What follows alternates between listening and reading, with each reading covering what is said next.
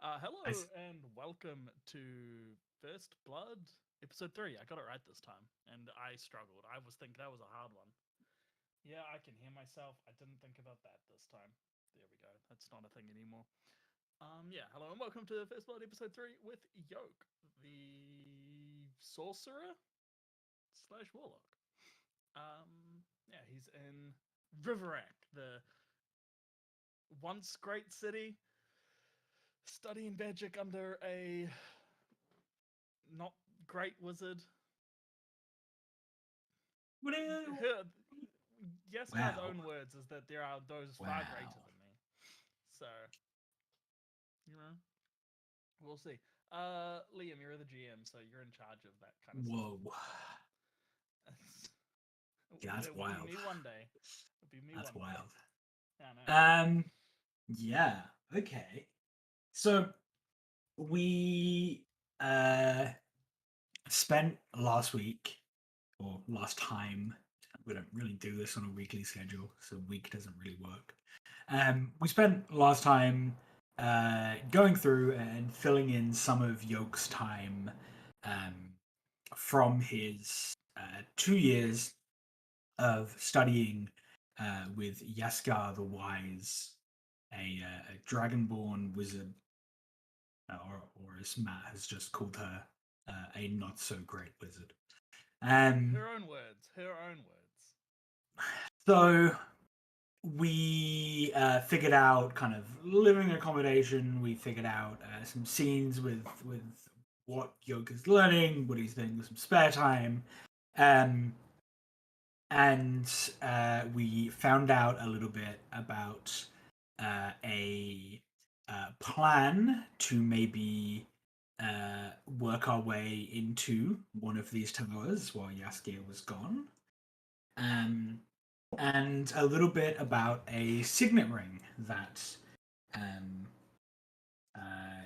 Yoke's companion Kalia um, carries with her. I think we fade up kind of this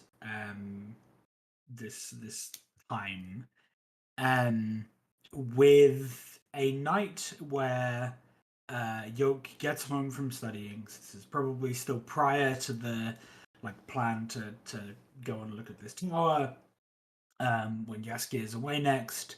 Um, and Kalia is not home. So, isn't. I was meant to ask. She works at an inn, right? Or a bar, or like something. Like, Hmm. Yeah. so her not being, like, that's a regular thing, her not being home when he gets home, right? Yeah, I think it's generally fairly uh, scheduled. There are times outside of that, um, but I think as the night kind of wheels on, it gets later and later. She still doesn't come home. This is still probably within the first year, so within the first half of your time here. Yeah, like first Um, 5 months, if yeah, because if yeah, we're gonna go and that would be I think she would leaves in the 6th month. yeah, yeah. So probably 5 months in. Um, what does Yoke do? And she's normally home by now. This is like the latest she's ever been out, and not been Probably, like home. yeah. How late is it? It's like it's getting to the point where Yoke would be like, okay, I probably need to like sleep soon. So whatever that is for Yoke with his fairly early mornings. Yeah, I mean, when does Yoke wake up? When does Yaskar expect him to be there? Rather, Soon after dawn. okay. We don't have watches or phones on us. There isn't a precise time, but sometime, Yeah. close to dawn, sometime close to after Um, dawn. I think Yoke leaves the flat. Um. Oh, hold up. Windows wants to install an update. Remind me later. Ooh, this could be good. Remind me later, and hopefully it's way later. Yoak wants to step outside of the flat and like go into like a alleyway somewhere that is no one else is around, and then he's gonna cast disguise self on himself. He's gonna use disguise self and Yep. take the visage of some random dude that does it, like just some random person, like that you would just see walking around town. Like Okay. no one Yep. specific. Just someone who isn't him. Yeah, and like no one would be able to be like, yeah, that's Bob, or like I don't think it's a real person, but it's not. It's not based on anyone in particular. You know. Yeah, you could get really unlucky. I will. Yeah, you're then I think heads in the direction of the bar that she works, because he's not sure if she's just working really late or if there's something wrong. And if he just rocks up there, that's like a bit like, oh, well, okay, you know. So he wants to do that. He just doesn't want to be seen doing that. Yeah. Yeah. Yes, essentially. Yeah. All right. Sure. So I think you'll make your way down to the tavern, and you enter. It's still fairly busy. It's generally pretty busy all the way into the Are there windows? Because if there's windows, you'd look through a window first. Yeah. So you look through the window. It's fairly busy. A lot of the taverns in the south side of this town stay open like fairly late and remain open. What are you looking for? Kalia. Okay. I see her. Yeah. So you wait 5-10 minutes, and you don't see her.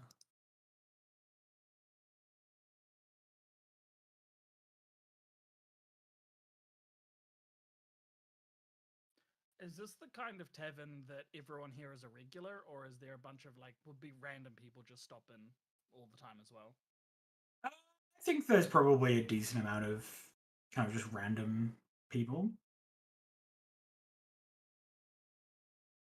Like it's not just like a only it's not a fairly broad thoroughfare. Like it's not like hidden away in a corner where only regulars could find it.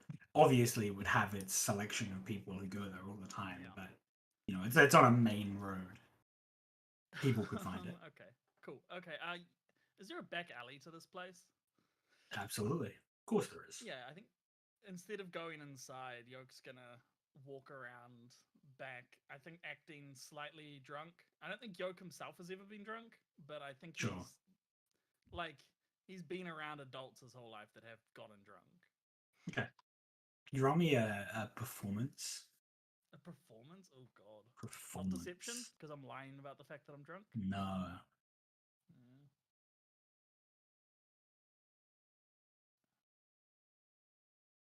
I'm going to use lucky on that, Liam, because this needs to be good. Christ. Yeah. That doesn't matter. It's a 10. Okay, cool.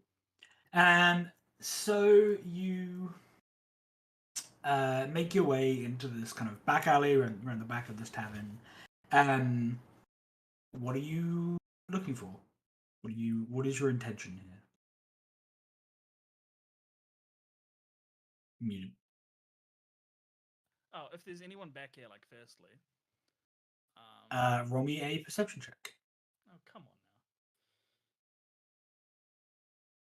now. Okay, well, there you go. Okay. So, you see, there's probably like a drunk, like curled up on the floor out here. But you also see, two, like hooded figures, kind of in the shadows of the against the back wall, having what seems to be like a hushed conversation. They're not looking out. They're not looking around. They're kind of tilted in towards each other. I can't see their features or who they are or anything about them? No. Are they too big or too small to be Kalia? They are both probably too tall to be clear. Okay.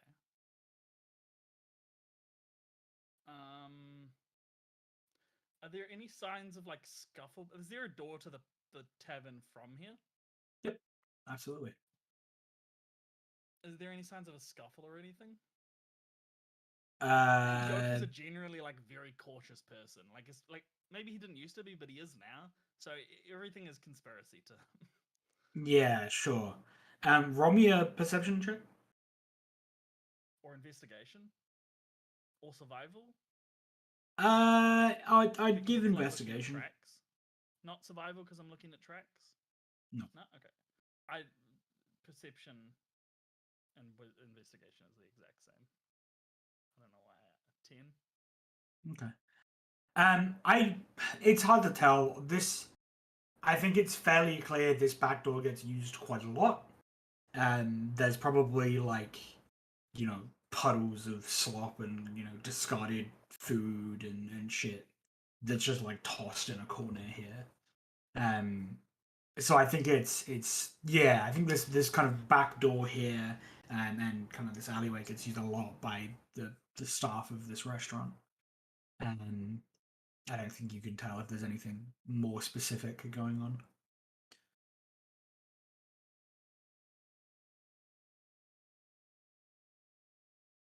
Fuck. God, I don't know what to do here. This is not what I'm good at.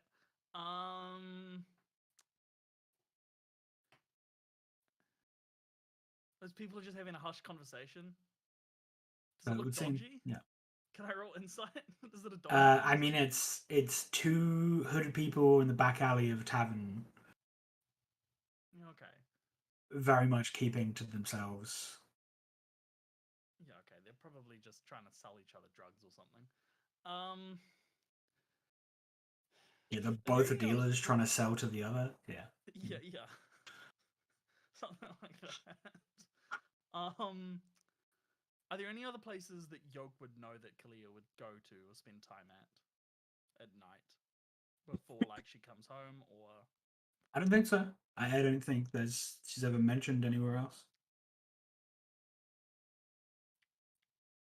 I think he goes back to the front side of the tavern and goes in. And will order like a pint of like ale or something that isn't very alcoholic. I mean, I guess mead and that shit was never like that was just something people drank all the time, right? Yeah. Like, the whole day. Yeah. So like a mead or something. Sure. And sit down and just like watch and see if he can see anything unusual. I think he's probably been here a couple times, like with specifically Kalia. Yeah. But yeah, so he just watches to see if he sees anything out of the ordinary. If like wait staff, like the staff here are like agitated, or if anything just seems weird. Okay. Roll me.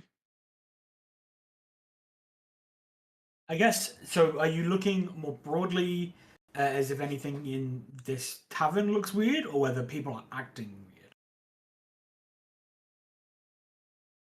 Both. Roll me a perception and a insight, and Okay. 4 copper for the ale. Good God. Yeah, I mean, I don't think Yoak notices anything different. I think you've maybe been here once with Kalia. When you go out places, like you've been out a few times. She generally wants to go somewhere else. I don't think Yoak notices anything strange. Like no one's acting different. It's a fairly busy night. There's quite a few people here, and there aren't many empty tables. Is Kalia into gambling? I don't know that Yoak has ever seen her gamble. if Yoak had to like, when you know someone, you have a pretty good idea of what they're interested in and like the things they do, right? If Yoak, Yeah.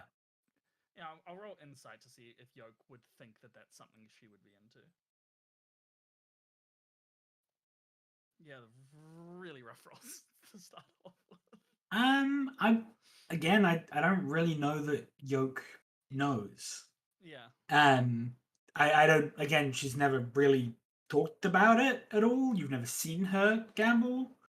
Um, but you're pretty busy. Like there is just a lot of spare time in the day where you're not around. Yeah. When the serving person comes up to him, he wants to um, excuse me, has there been any strangeness around here recently in the tavern? Weird things happening? Anything today?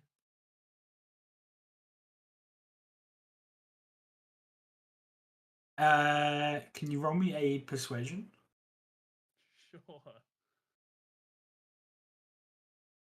21. Okay. So she's not going to extort you for this. She, uh, she's walking by with trays of an empty tray of drinks. She turns to look at you. She says,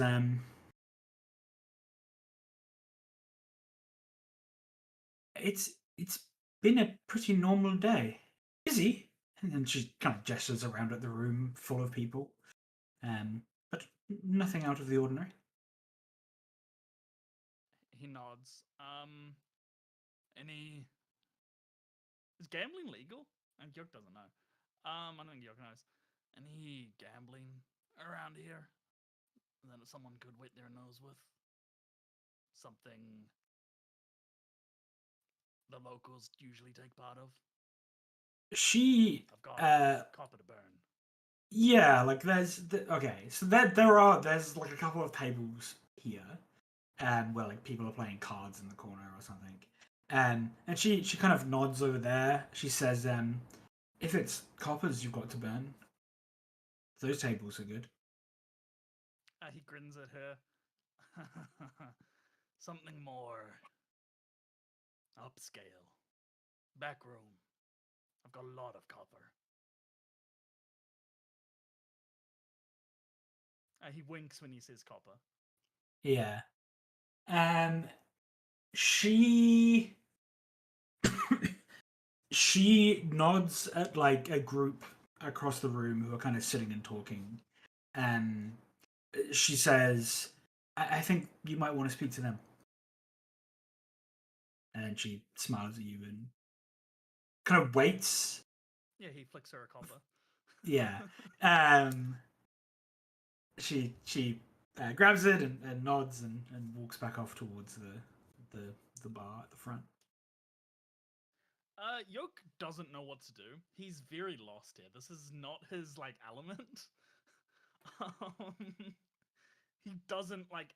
He was hoping she would say, "Yeah, there's this back room where the bartenders gamble after shift, Yeah. and you can go and hang out there." And then Kalia's just there. That was his idea of what was going to happen here. It didn't happen. Yoke's not a rogue. Kalia isn't at this table, right? No. Is the table gambling? Actually, can you run me a perception check again quickly? Sure.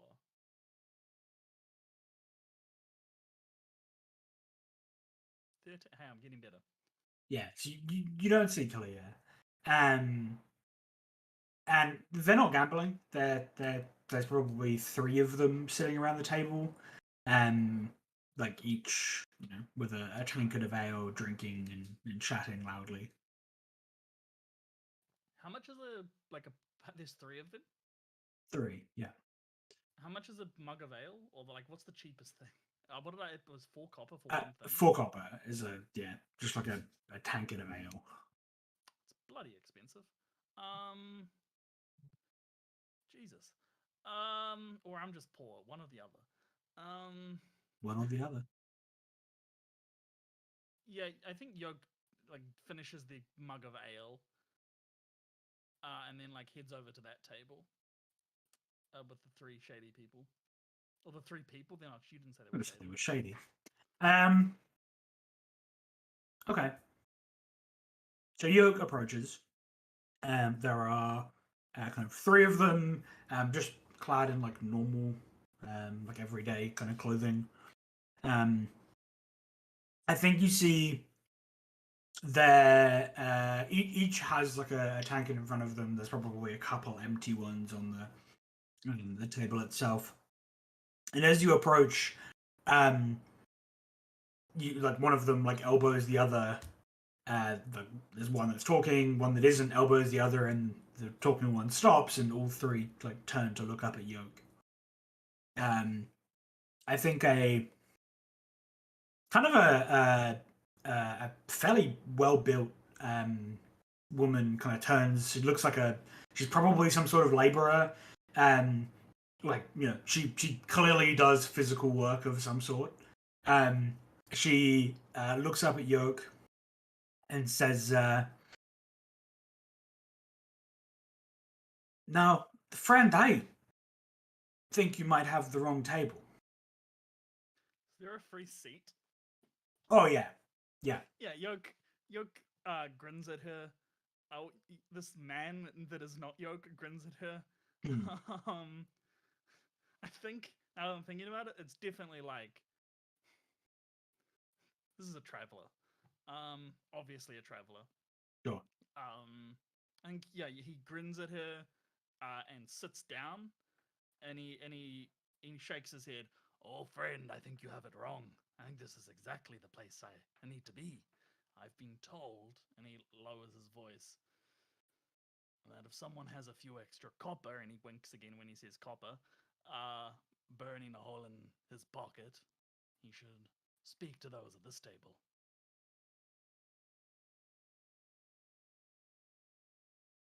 There's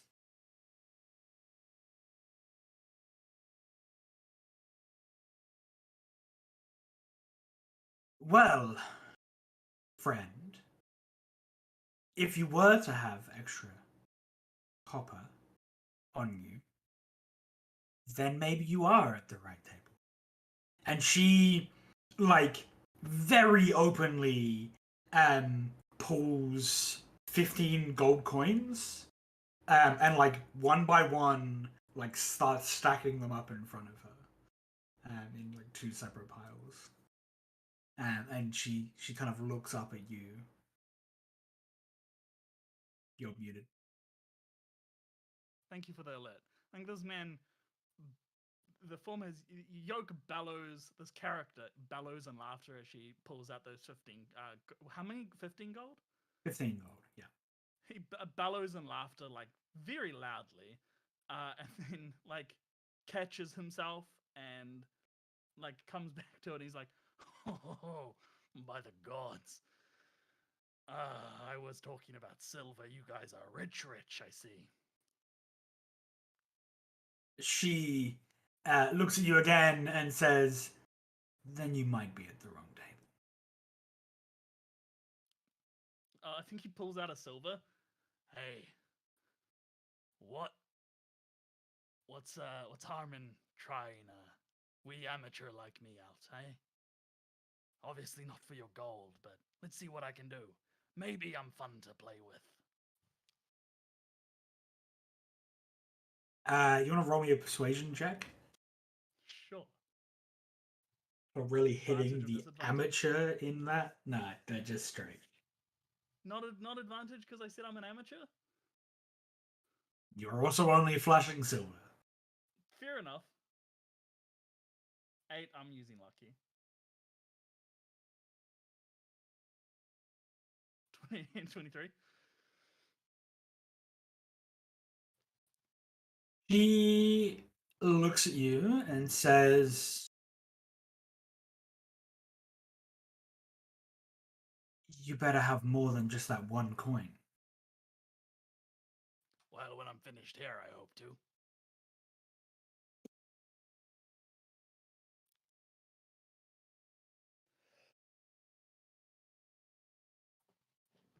She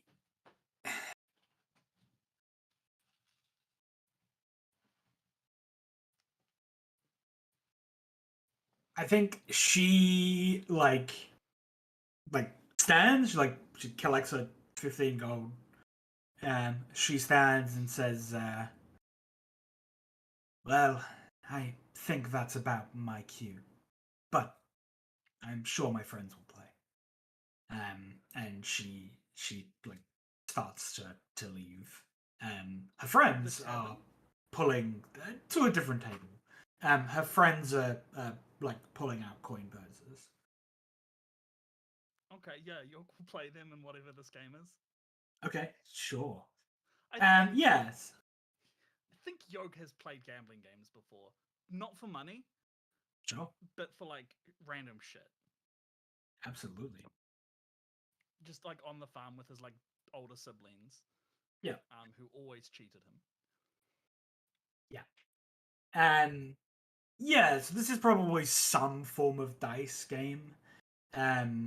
You know, throwing dice and trying to reach a certain sum and choosing when to hold and when, yeah. Let's just summarize this as a straight roll for me, Yoak. Okay. What? I think just give me a roll plus your dex. I guess with sleight of hand, right? For Sure. me, that's just dex plus. That's Yeah, just sure. plus 2, but in general, sleight of hand makes sense. Hey, 15. Okay, so her first friend, her second friend. So yeah, one person at the table. You play a few rounds, probably more than one. And he is clearly the better of the three. And by the end, he has 3 silver pieces sitting in front of him. How long has it been since Yoak has been in the tavern? Or I guess since he came down to the tavern. It's probably been 40 minutes. There's nothing else has happened here. Kalia hasn't rocked up or anything. You roll me perception. Nope, I cannot. Nope. Yeah, nothing else has happened in the tavern. Yoak will play another game, I think, with 1 more silver. Okay. Oh no. This ends badly. Give me another roll.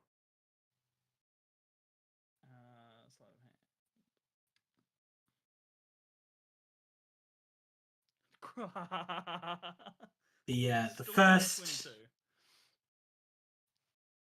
and the second. Okay. So this time, the one who did really well last time does not do well. The guy, the first guy, he's playing with a pretty consistent level of skill. But I think Yoak carries this one and ends up with the 3 silver pieces in front of him this time. He stretches his arms. Ha! Can't win every time. And he'll play another game. Well, how long did that second game take? Probably another 10 minutes. I think he looks around again. And he looks around. Roll me another perception. Oh, another perception? Okay. Yeah, go for it. Oh, 14. Nope, does not see anything apart from kind of what he's already observed. The place is fairly busy. There's a few people sitting around. Hey, look, I'll pay for this. I'll pay for this roll all night. Yeah, I think someone else, like the kind of burly woman, has probably left at this point. She went to a couple more tables, spoke to a few people, and has then left. Yeah, you want to go again? Roll me again. That burly woman didn't seem like someone Kalia would be friends with. She just seemed like a laborer, right? She seemed like someone who did a fair amount of physical activity. Laborer. She definitely wasn't wearing expensive clothing. So I think the impression Yoak would get. Gold, yeah, so I think the impression Yoak would get would be some sort of laborer. Okay. Yeah, I'll play another hand. Go for it. Does anyone else join the table? Roll me a flat d20. Sure. 14. Okay. And a d4.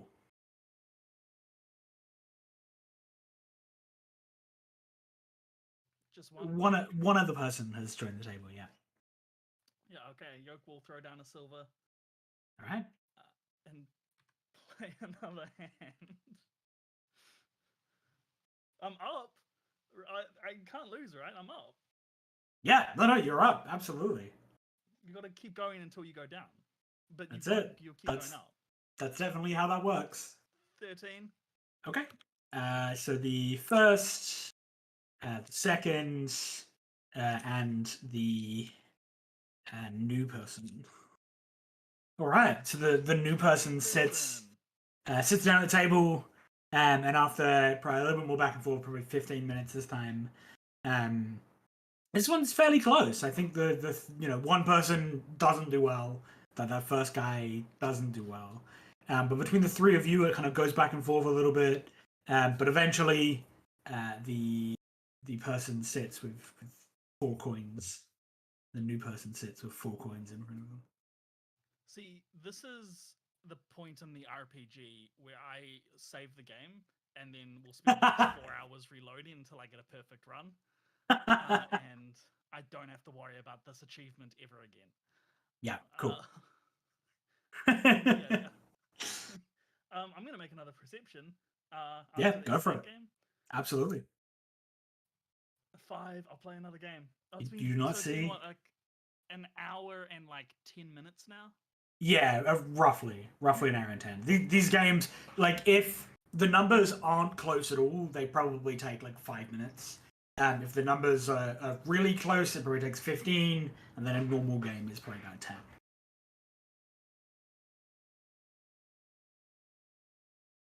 Look, I'm still up. I'll play another game. All right. Chuck in the silver. Let's go. 20? All right. First person, 20. second person, and newbie. All right. So again, it's a fairly close game. You and this first person and the newbie. The newbie has been playing pretty well. But this first person again ends the game with 4 coins sitting in front of him.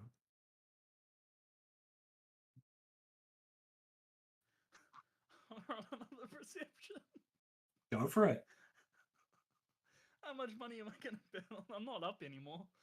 You're not? No. Oh! Okay.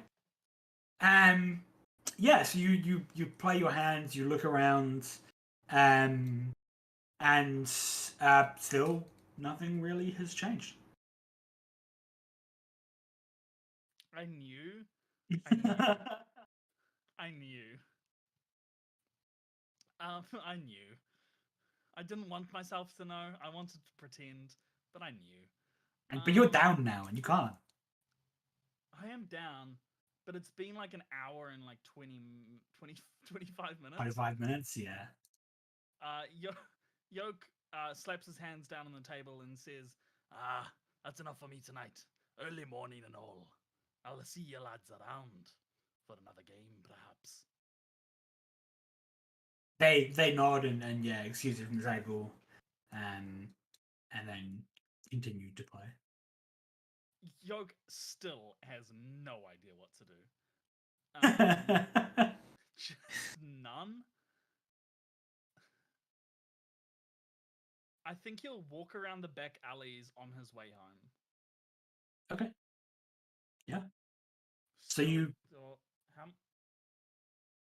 actually, hold up. Okay. Hold it. Give me a second, yeah.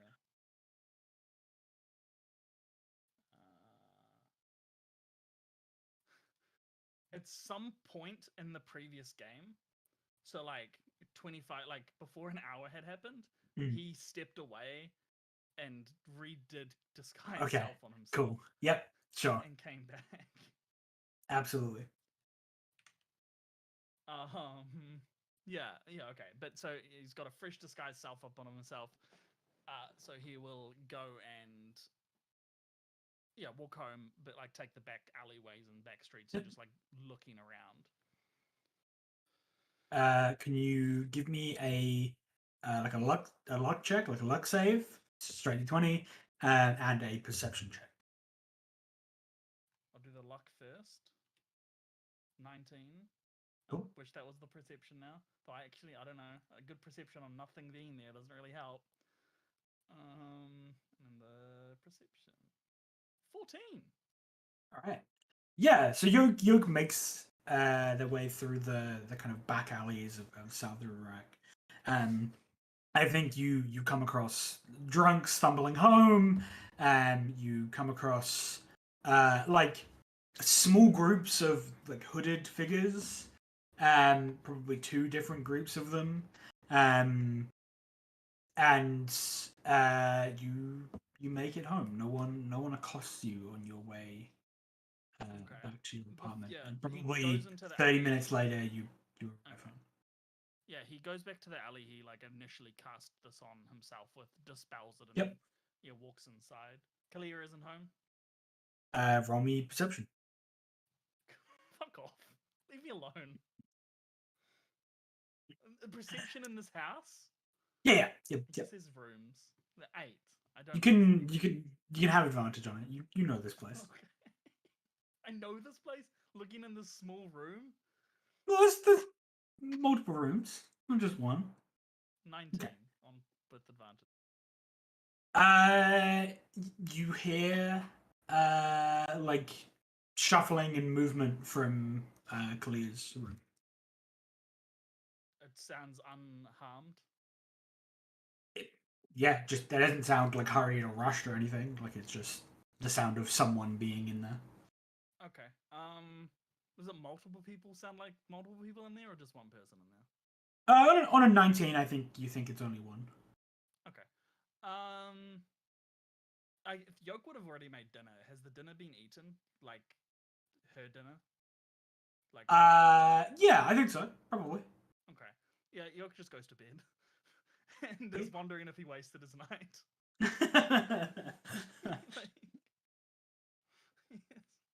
Oh, Yoak. He's not down any silver or copper. Actually, no, he's up. He's up. He's still up. I started with 44 silver and like 3 copper, and I have 44 silver and 9 copper. So I made money from that gambling. I think, unless I didn't. I think I did. I think you should be down one. Spent 1. Gained 3. I'll figure that out. I'll go look at the VOD. I think you should be down 1. I think I'm down. But yeah, okay. Now I'm not sure if the silver number is right. What I started with was silver. I'll figure that out though. Yeah. It's 1 silver. Doesn't make that much of a difference. Yeah, Yoak just goes to bed. Cool. Yoak is questioning a lot of his choices tonight. That's fair. I think that's probably appropriate. Cool. So you awake the next morning. You head in. Can you make me a Constitution saving throw for the next morning? Yeah. Yeah. I just want to see if Yoak's like feeling worse for wear after spending probably going to bed like 2-3 hours later than he normally would. Only like an hour and a half. It'd be like 2 hours, I think, by the time you got home. 2 hours? That's not that bad. 18? Yeah, Yoak's feeling all right. Most of Yoak's nights are late nights. Like he doesn't get enough sleep generally. Yeah. All right, yeah. So you make it through the next day, and then we continue. When Yoak gets home the next day, like Kalia's home, she's kind of doing whatever she'd normally be doing when Yoak got back. Do you say like does anything happen there, or do we just move through it till when Yasikar goes away? I think he like asks her like, "Did you have a late night? I saw you came home later." Like not like anything like accusatory, because like he's not like he thinks he's an idiot because he was like really worried Yeah. He thinks he's in the wrong here. He just thinks he's been a dumbass. Yeah, so he wants just like late night. What did you get up to? Sure. Can you roll me a perception and an insight, please? Sure. Perception 10. Don't expect good things from the insight. A 3. Okay. Yeah. So, yeah, she like pauses for a moment when you say that, and she like takes a couple minutes, like a couple seconds to kind of collect her thoughts and think, and she says, it was busy last night. I needed to stay back. She lies?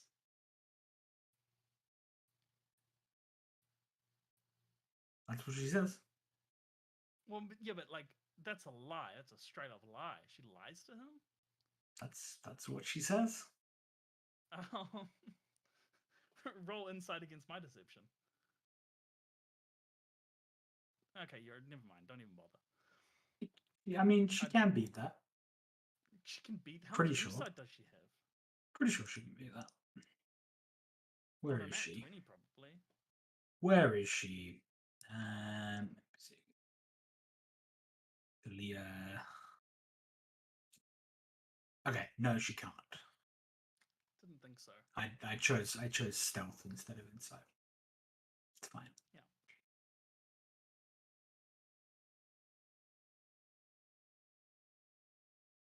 Muted. Oh yeah, so she does not notice that he knows that she has lied to him. Okay. Or like whatever reaction he has to that, she doesn't notice anything, I guess. Yeah, I think Yoak just nods and goes about his day. Sweet. Is there a market day before the next? There's for sure a market day before the plan goes off, right? Yep, Yeah, Yoak absolutely. wants to walk around town, and I think he's been scouting this out for like his whole time here. He wants to go to like a gem seller or like someone you can sell gems to. Yep. Yeah. That wouldn't be hard to find. Yeah. Yeah, so Yoak wants to go there and then sell the gems he has from Ymir. Sure. So you yeah, you passed Phrased or anything. Yeah, you kind of vaguely mentioned them and described them to someone. In like a much earlier town. Yeah, I think it was Tannin Point or something. Yeah. So yeah, you find a person to kind of look over them and appraise them, and they do, and like it's just kind of a collection of to be honest, kind of crap gems. A lot of them are kind of broken and not cut well, and I think can Yoak roll me?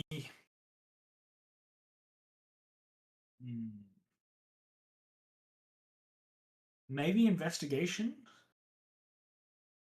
on these prior to this. Oh wait, what's okay? I think him and Kalia would look over it together because she's like she'll probably know more about this. She will provide the help action. You can have advantage. Does she have more than a +1 to investigation? Because then Yoak can provide the help action. It is your role. I'm using lucky on that, Liam. Fuck you. Okay. 14. All right. So the rolls are so That's. bad. I mean, look, that's high enough. There is probably like one of them that looks a little bit nicer, but when you look at it further, you can like see the little indents or holes where it would have been like bracketed onto something. This has obviously been like pulled from a ring or necklace or a setting of some sort. It's your choice what you do with that. So when you take them, you kind of have this collection of uncut and cracked gems. Do you also take in this one that looks like it's been kind of ripped from something else? Does it look nicer? Yeah. Yeah, it's actually like whereas a lot of the other ones are kind of uncut or were cut and then broken, this is like it's a cut gem. It just looks like it's been pulled from its original setting. Does it look magical? Roll me an Arcana. Hey. It's a mundane gem, just a Okay. nicer cut gemstone. How much do we figure we can get for it? Uh,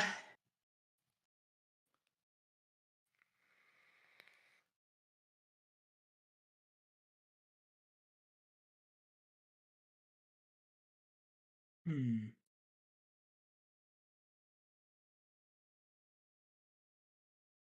I think Kalia says that like the nicer one, there is the chance that like if you go in there that they're going to ask questions of where you got this from. So as long as you have an idea about what the answer to that is, it's probably fine. And as long as it's a convincing answer, it doesn't just sound like I definitely stole this, but I'm lying to you right now. To be fair, Yoak didn't steal it. He killed someone for it. And Yeah. they stole it, probably. Yeah. But yeah, I think Kalia is probably viewing this from the perspective of like,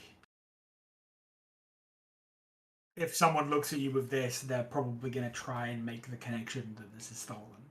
That's where their mind is going to go to, seeing Yoak with this. What if we set it into a ring? It would be worth more, but you'd have to find someone who'd be able to do that, and have the setting for the ring muted. Could Yoak not just buy a cheap second-hand ring without a gem that has been taken out of a? Could he not just buy a cheap second-hand ring and like stuff it in, like plug the holes? Yeah, you could probably. I mean, it. I don't know. Yoak would have to roll pretty well. Like mechanically, you'd have to roll pretty well to make that work. Because it's a pretty fiddly task, and jewelers are fairly skilled, even with these kind of simple things. It's very precise work. How So you much could. do we think it would be worth with just on its own as a gem? And then how much do we think it would be worth if we got it like actually set? So this one, it's probably worth like a gold and 5 silver by itself. If you just hand it like this, there will be questions, and there will be the risk of them going, "No, you just stole this." If you get it set, it's probably more like 3 gold, without the questions. How much is it going to cost to get it set? Kalia reckons you could probably get some, like an old silver or copper ring somewhere fairly cheap. But then to pay someone to set it. That's not something she's ever done. Yeah, Yoak will go. She can come if she wants, unless she's busy. But yeah, he goes into town on market day, and will look for someone who will set gems into rings and like inquire about price. Sure. And then I guess also go looking for like a cheap copper or silver ring that could have a gem set into it of the same size. Can you roll me a d10? Okay. So, I think like whoever you're speaking to here, again, it's the question of, are you going to someone who you could probably get it for cheaper, but will ask questions, or someone you can go to who doesn't ask questions, that is going to charge you more. How much more? So it's probably going to be like for getting the whole thing sorted, like getting the kind of cheaper rundown bit, and then getting it fitted. It's probably going to cost you 5 silver with questions asked, and probably 7 without. And then getting it set means that when I sell it, there's no questions asked, probably, and it ups the value by 3 how gold. many? 3. It So ups the value by 3 gold. It doubles it, so it's from 1.5 to 3. 3. Okay. And so for the cheapest option, it would be spending what did you say? 4 silver or 5 silver? 5. No, sorry, 4. I don't know if I said 4, but 4. So it's only 6 silver. The price is increasing, right? So sorry, 6 silver. It's increasing to not have questions asked. Yeah, the price will increase. Like the profit we will make from this ring if we upscale it. To make it look like a proper ring, the price will increase by 6 silver, and questions won't be asked. Yeah.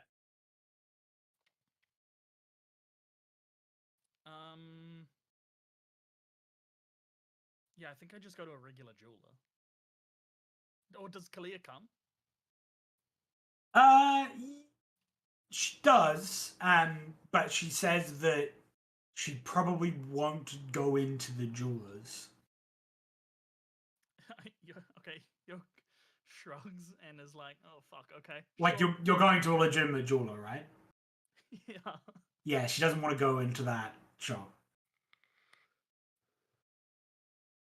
Muted. Yeah, Yoak will go in on his own. Okay. You make your way in, and so are you? I'm being greedy. I'm just being greedy here. Yeah. So you're just trying to. So you're getting it kind of fitted, and you're going for the like cheap, well asked questions approach. Yeah. He's like he knows Cool. he's got a lie prepared. Yeah, sweet. So you enter, you go in, and we can just summarize this with a roll. Because you asked clear and you were prepared for this, can you roll me deception with advantage? How about that? Beautiful. Yeah, sweet. So Yoak spins up whatever lie he needs to, and the jeweler buys it. Cousin Ymir's from up in Erden. He couldn't make it down to Riverak himself, but he asked me and my sister to take care of it. Send him up the gold. He's actually leaving us a few half silver on a half silver for it all. And so, getting paid for the job. Oh, good old cousin Ymir. Kindest man I've ever known. Hell yeah. I'm using Ymir's name in vain. Sweet. So yeah, you he renamed him Ymir No-Tusk. Yoak renamed the person. Yeah. Yeah. He doesn't. You get it set for 4 silver. Cool. Yeah, Yoak comes out of the shop and tosses the ring to Kalia and gives her a wink, and they head off towards the to the market, to the gym, to where you can sell this kind of stuff. Oh yeah. And yeah, so I think you go and you sell it. This like the ring is now worth 3 gold, so you can get that. That's fine. And the other gems, I think at first the guy offers you like 6 silver for them. Do you want to roll me a persuasion? Yeah. With advantage? Yep. With Kalia's help action. 20. Sweet. Not a crit. So you haggle that up to probably like a gold and a silver. For the rest of it? For the rest, yeah. So 4 gold and a silver? 4 gold and a silver. Yeah, Yoak nods, looks at Kalia, nods again. She nods at him. They both nod at the salesman. Yoak turns to the he says to the salesman, "Oh, cousin Ymir will be awfully glad for this. He's leaving us 5 silver. Did you know? From selling it all. Kindest man I've ever known. Wouldn't you agree, sister? So kind, that Ymir. Sweetheart, really. Not a violent bone in his body." Beautiful. You get your gold. Kalia does not react to your using of the man's name who probably tormented her for ages. Cool. We move forward. Is there anything else you want to do prior to this investigating the towers? Oh, we don't have to roleplay it out. There was just it's like when he sent that letter to his family. I'm just looking Yep. at reminders that I've written. When he sent that letter to his family, we never So I think Yoak, prior to going to Yasikar, had already written a letter with the help of Kalia, because Kalia can Yep. write. Cool. To his sister. So there was the scarf, and then that was like parceled up, and inside of that parcel was a letter specifically to his sister, that is written in the same hand, but with the guidance of someone else. So it looks a bit different, probably. Yeah. And then I think inside of one of the folds of the scarf itself, inside one of the maybe pushed into one of like an opening somewhere that only someone who's wearing the scarf would ever find it. Yep. Like that notice it is like another like smaller bit of paper that is got a note on it as well. So it's the package, and then there's a letter inside of the package addressed to her sister, and then the scarf has a secret message. Further note inside, yeah. And then there is also the main note that went to his family that like. Cool. Yep. I said what it said in it last time. But we don't have to roleplay that out. Yeah, it's fine. Yeah, I think so. Kalia definitely knows. Like he would have just talked about his family in generally. I think not like super often, but like he's talked about like his little sister, and he said that like his sister reminds like they are similar. That his little sister reminds him of Kalia, and like vice versa as well. Yeah, cool. But yeah, we don't have to roleplay that out. And before no, I don't think there's anything he wants to do before nothing major that I can think of. He's still asking about getting more access to the tower, if that, but I assume no.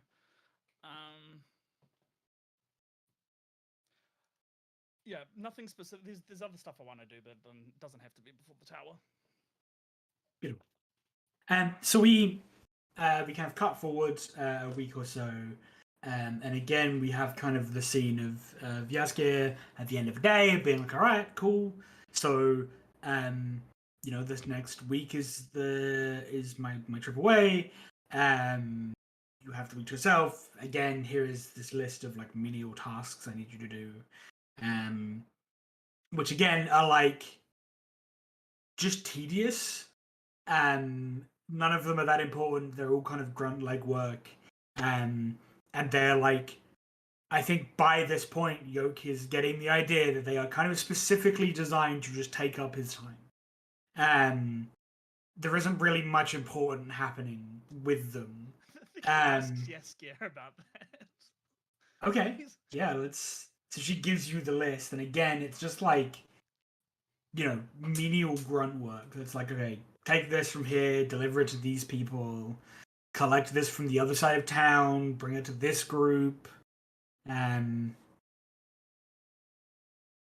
she hands him the task. He nods, like he'll do it, and then he like quirks his head and like looks up at her or looks at her and asks or says, "So when are we gonna stop pretending that these tasks have any importance to them and aren't designed to just take up my time?"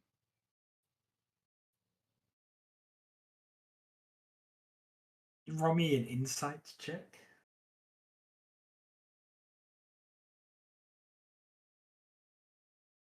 That's about right. So she has like an expression on her face that's like I'm surprised it took this long for him to work this out. Like finally he's asked. She says, as time goes on and you learn more under my tutelage, you will be able to accomplish a lot of this with your magics. You will be able to use hands to help you conjured from the arcane. For now, idle minds start digging into places where they're not meant to be. And I would not keep you idle. What was the last bit, sorry? Idle minds start looking into places they shouldn't go, and I would not keep you idle. I think he rolls his eyes. Like, I think he's started rolling his eyes at a lot of this like bullshit cryptic things that Yasikar says that he has figured out as just her avoiding shit. And not like so he rolls his eyes. I'm never idle, especially not with all the work you give me. And the times that you aren't here, I ain't idle then either. He looks like she looks at you and she says, "That is almost entirely what I am concerned about, Yoak." And he pulls out one of the, like the newest book that she has given him, like this ratty old thing. Yeah. And it's like almost full. And he like he points to that and he's like, I just read a lot and write. She nods. She says, "And a mind needs time to recharge, which you will not give yourself. So these tasks," and she like points at the list, and like you look at it again, and it's all mundane, like pick this up from here, walk to this place, deliver it to this person. These tasks force you to. Yeah, but you know I will just do it in one day, and then the next 6 days is spent with me doing exactly what you don't want me to do, which is kind of counterintuitive if you think about it, because I'm here to study, and you don't want me to study, but you do want me to study, but you don't. I'll do it, but I don't think it's having the effect you want it to. She says, if it forces you to take one day off and do something else, then it forces you to take one day off and do something else. Yasikar the Wise, I don't think I will ever understand rich people. You live in a different world than I, with different logics and different mechanics. I will endeavor to understand the peculiar nature of your existence. And by you, he means rich people. Okay, sweet. Yeah. Yoak's also Irish now, apparently. Apparently, yeah, we've gone through so many different accents. Today. It's fine. He's Welsh. He's meant to have a Welsh accent. I just can't do a Welsh accent. So he's Irish. And or Scottish for a couple sentences, I think. Okay, cool. So we like we don't have to play out kind of Yoak doing these things. We can assume he kind of fits it around whatever scenes we see. Does he deliver? Sorry, because now like Yoak wants to fuck with Yasikar. Okay. Not in a major important way, but is there like, so this stuff doesn't actually matter. How much doesn't it matter? It's still like, you know, it's still things like it's still jobs that need doing, right? She hasn't like just straight up made up things. So it's still like, oh, these potions I made need to be delivered to these people on the other side of town, or during the last 3 months we used these potion ingredients or these arcane ingredients. Go and buy more from the market here. Like it's all like actual tasks that need doing. But they're all like I think Yoak thinks that if he spent some time like learning this town and learning where all the markets are and all the shops on certain tasks, he can probably cut time off. I think Yoak kind of figures out that, you know, when she says we need this ingredient from this shop, Yoak could probably go to the shop that's like around the corner. Or like, you know, one of these shops, there are probably like 2 or 3 of these things. And you could get them all from this one place instead of going to like the 4 different places, she says. Yeah. I think if Yoak wants to like spite the meaning behind these tasks more than the tasks themselves, he can absolutely find ways to like cut corners. Yeah, I think he'll cut corners, but in a way that is like he doesn't want to buy less work. Yeah. He doesn't want to get insuperior. I don't know what the word for insuperior is. That's not a word. I know that. Less superior, the bad stuff. He doesn't want to buy bad stuff. He wants to get the same quality stuff. Yeah. But yeah, he tries to cut as much time as off of this as possible, and you know does it as efficiently as possible. I think he also whenever there's something like whenever she has a task and she's like you need to go buy this stuff. Here's a bunch of silver or copper or gold or whatever. Yeah. I think he doesn't steal any gold. I don't think, but he wants to build relationships with these merchants so that he can get stuff for as cheap as he possibly can. Like as cheap as he possibly can. Yeah, so like these when she's asking you to like go get something, these are already like pre-agreed like things, right? So you walk in, you're like, here's the piece of paper that says I'm from Kalia, from Yasikar. Can I have these things? And like, yeah, here we go. There's the things. I think after a while, you know, after you've done this a few times, they don't even ask to see the writ that says you're from Yasikar. They're just like, hi Yoak, here's the things. Okay, I don't know how Yoak fucks with Yasikar then. I don't know how he does it. It's just like, I mean, the way I can see Yoak, like, you know, if you still want to accomplish the things, if you still want to do the things, you can absolutely be like,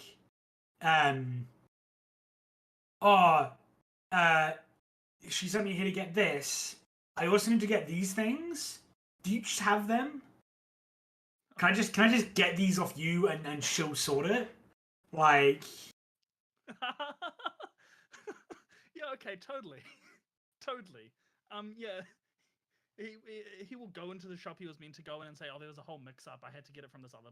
Like, he'll spin intricate tales about why this was. And, yeah, so she has to then do bookkeeping when she gets back. Yeah.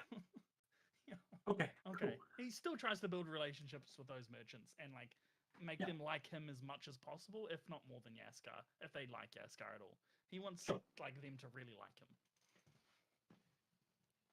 But yeah, okay. As well as the people he's delivering potions to. He wants everyone he's delivering stuff to, he wants to like make very good impression with. And just like build his reputation with them.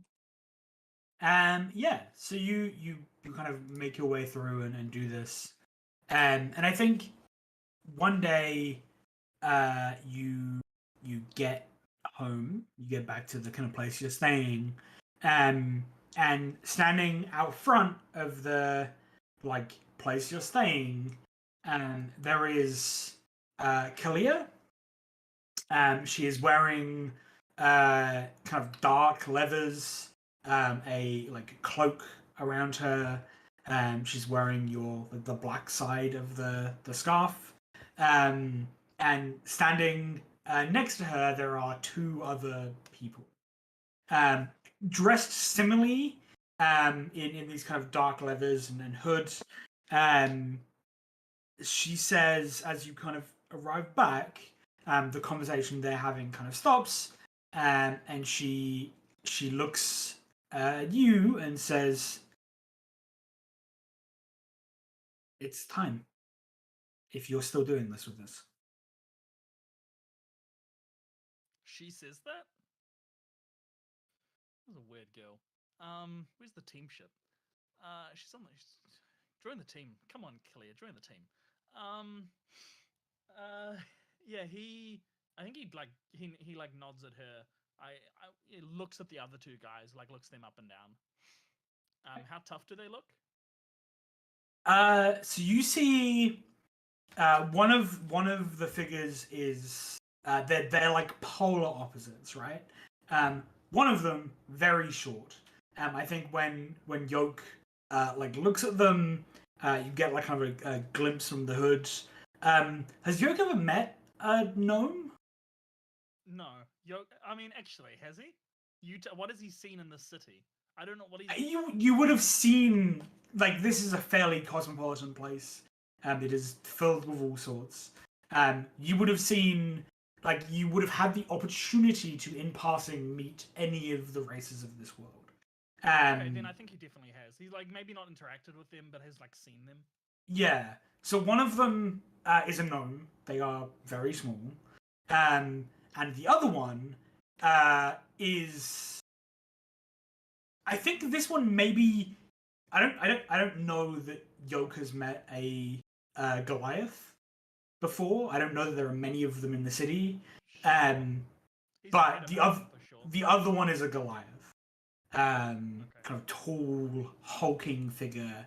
But like dressed in this kind of like, sleek leathers and hood and cape. Nothing is masking their size. They are giant.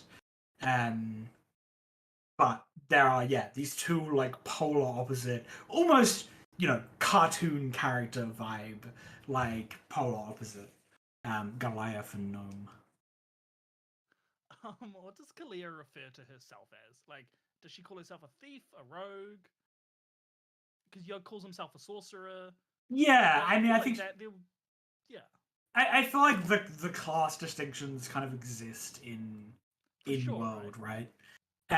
So I think she just an adventurer, but there are lots of different kinds of adventurers. Yeah, I think she would call herself a rogue. Okay, do these guys look like rogues as well? Yoak's idea of rogues.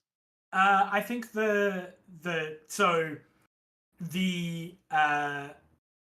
gnome probably. I think Yoak's idea of rogues is the very like daggers, short sword, rapier, maybe a bow, lighter armor, hood. The gnome has like a dagger on the hip, probably like a short bow slung across them. Weapons aren't uncommon here.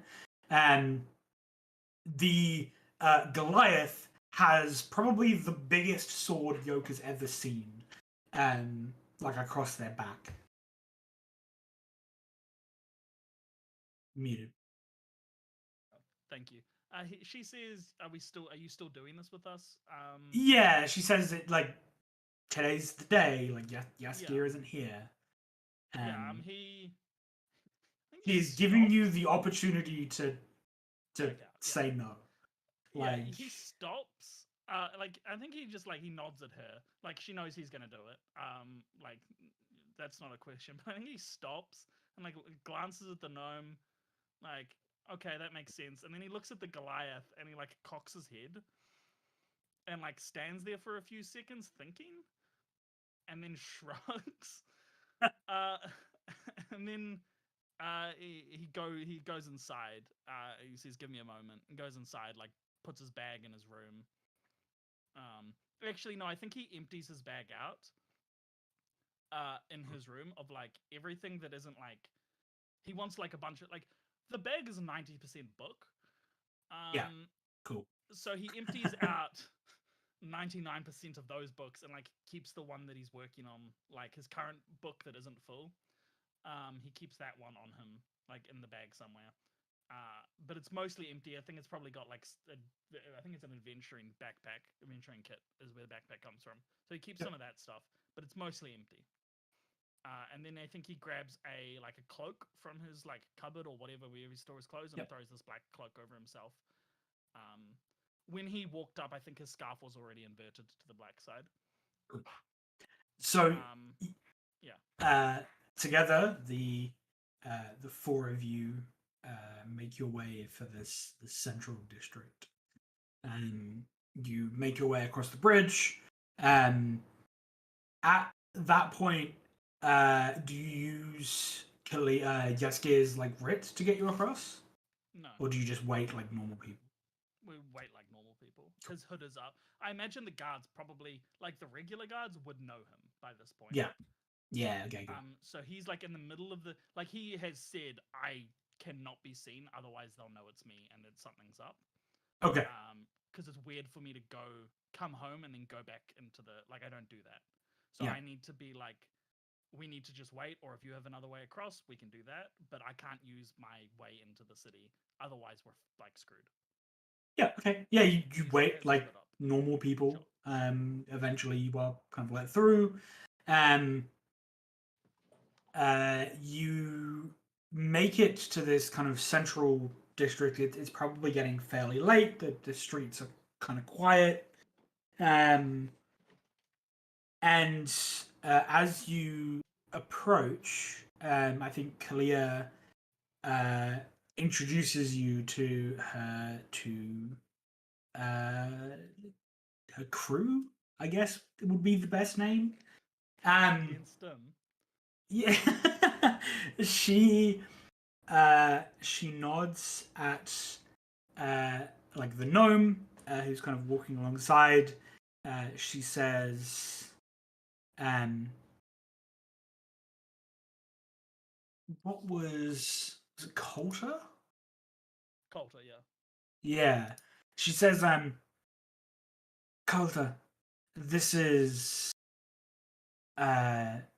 She like looks at the gnome and she says, "This is Grim. She's one of the best lock picks I've ever met." The small gnome like looks up at you. You catch kind of dark hair, brown eyes, and the gnome she nods at you, and then Kalia points at the like hulking Goliath, and says, "And this is Hadrian." Um, and the big Goliath again kind of meets eyes with you. You see the kind of grey skin and like bald heads with the kind of the tattooed markings, fairly common to Goliath. And he nods at you. I think Grim says to you, she says, "Kalia says you know the inside of this tower, or these towers, she'd say." He sides eyes Kalia. Because he does not. He sides eyes Kalia. I'm gonna roll insight. What do I pick up of like just go with it or 11? She is kind of walking ahead of you, and I don't think you can get like a good look at her face.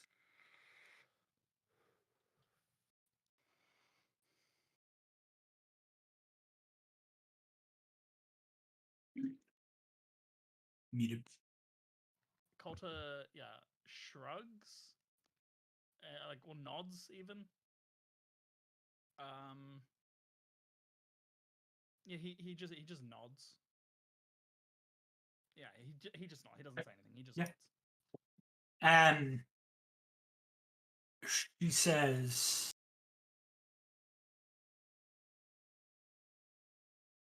"Do you have a way inside, or do you need me for that?"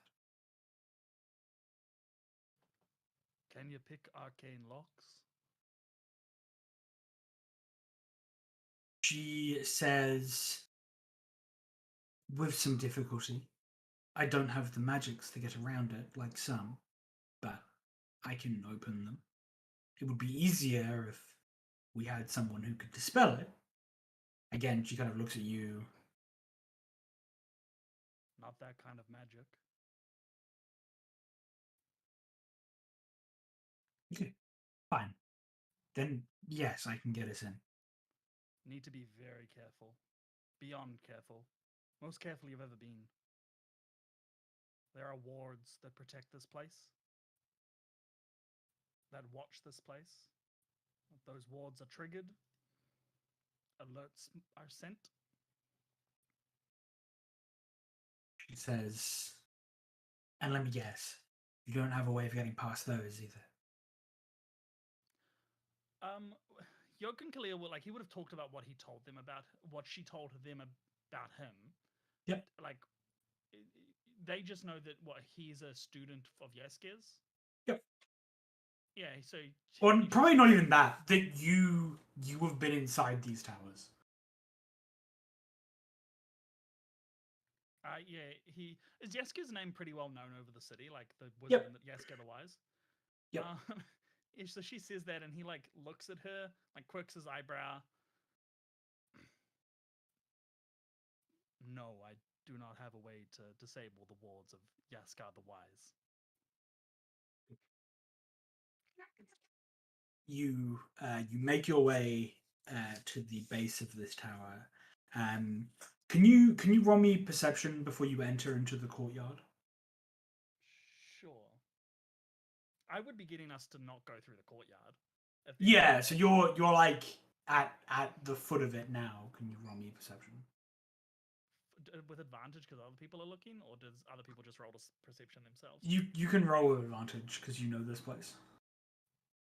Oh, okay, sure. Okay, I'll take that. Sweet. So you notice, you remember the first time you came here, when you kind of added to this, statuette in the middle, this floating display, and you remember the stone owl that flew its way up to the tower. It's still there. It's present within this display. Is Kalia in the front of the group? Yeah, she'd probably just holding back just before the start of the. Okay. Yeah, he casts a message. He uses message, or does this place? So I think Yoak has been preparing for this because he doesn't want it to go wrong. He's very cautious. There's several things he would have wanted to look into, specifically related to this place.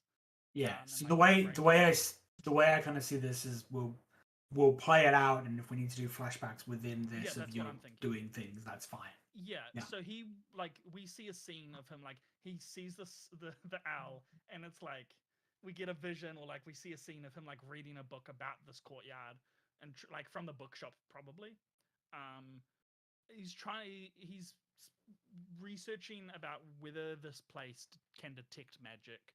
What that owl is, I think he probably learns about familiars, or has already learned about familiars. But if he hasn't, he learns about them this way. So he's just trying to figure out if it's safe for him to cast magic here and not be noticed. Okay, sure. I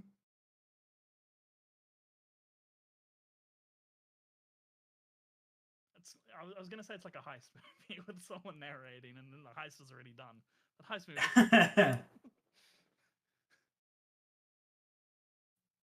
So I think you learn about things like detect magic.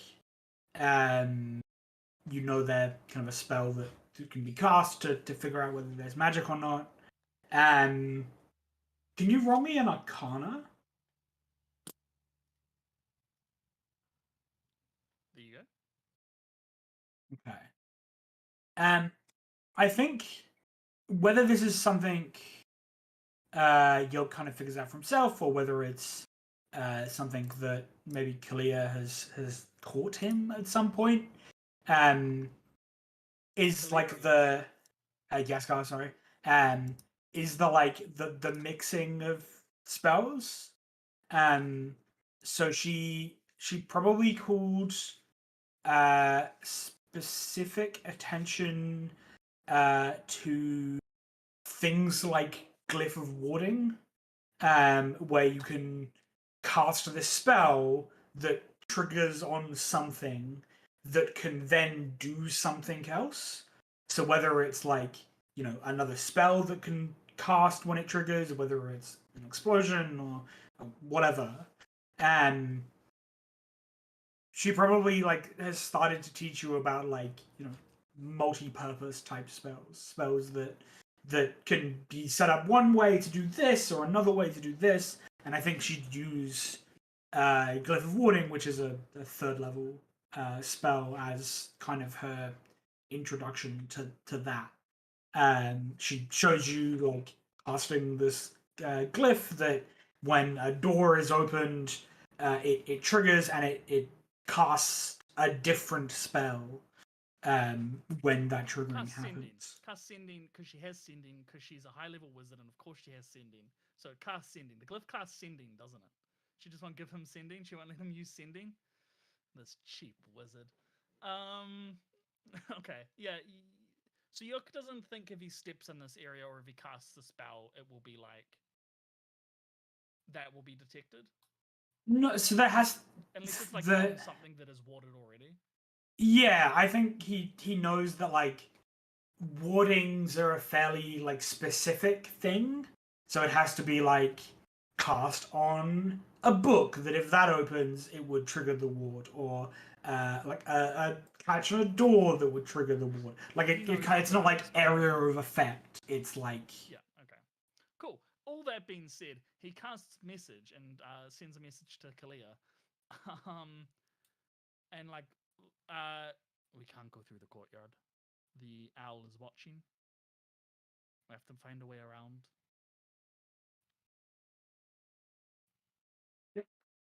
She nods and she'll start to follow you.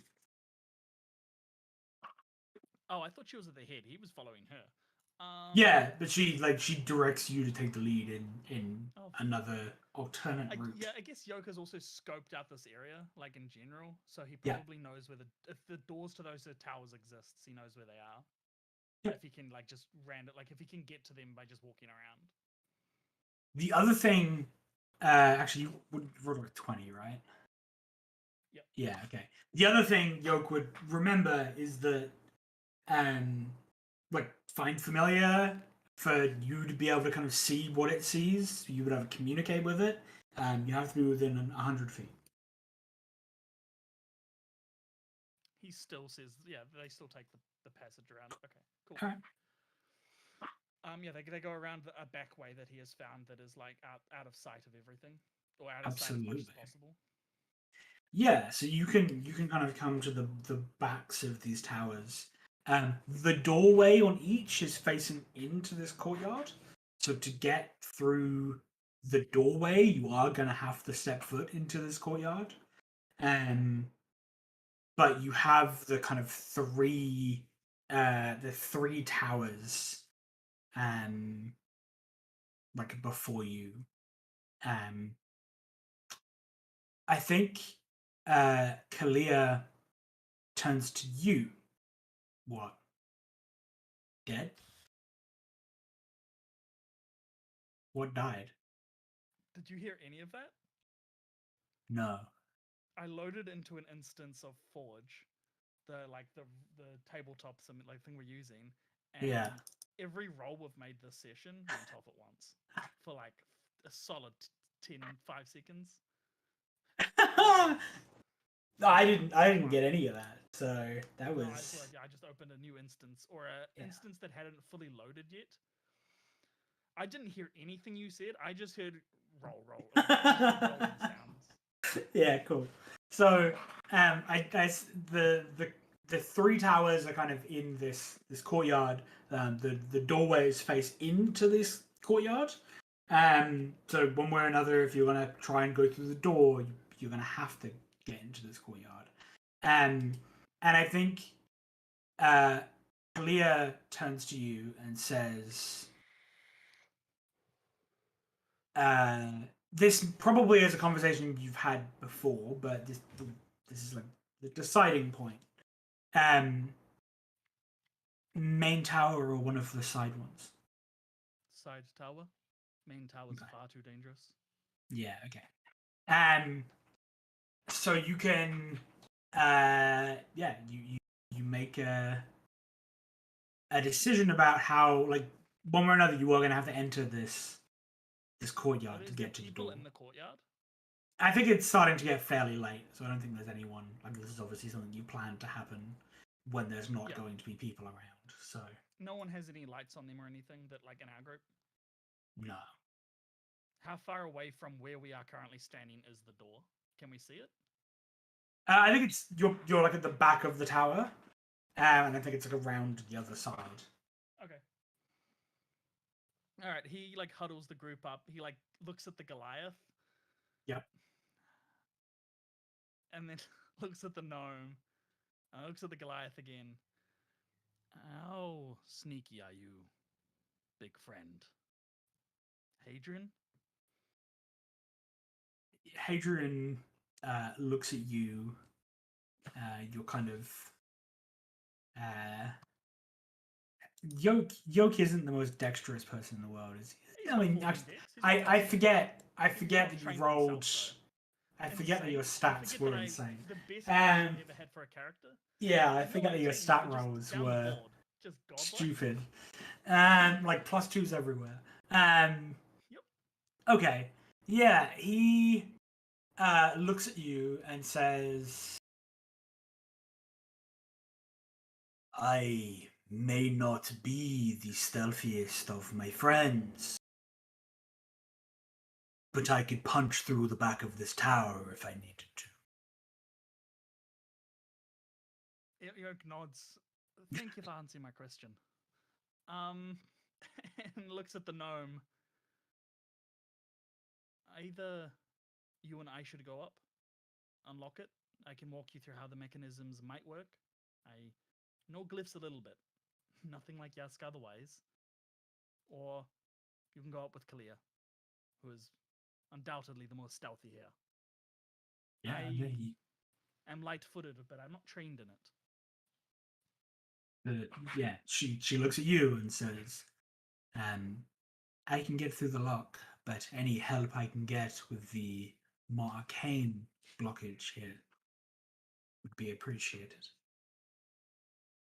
He nods. I don't have any arcane.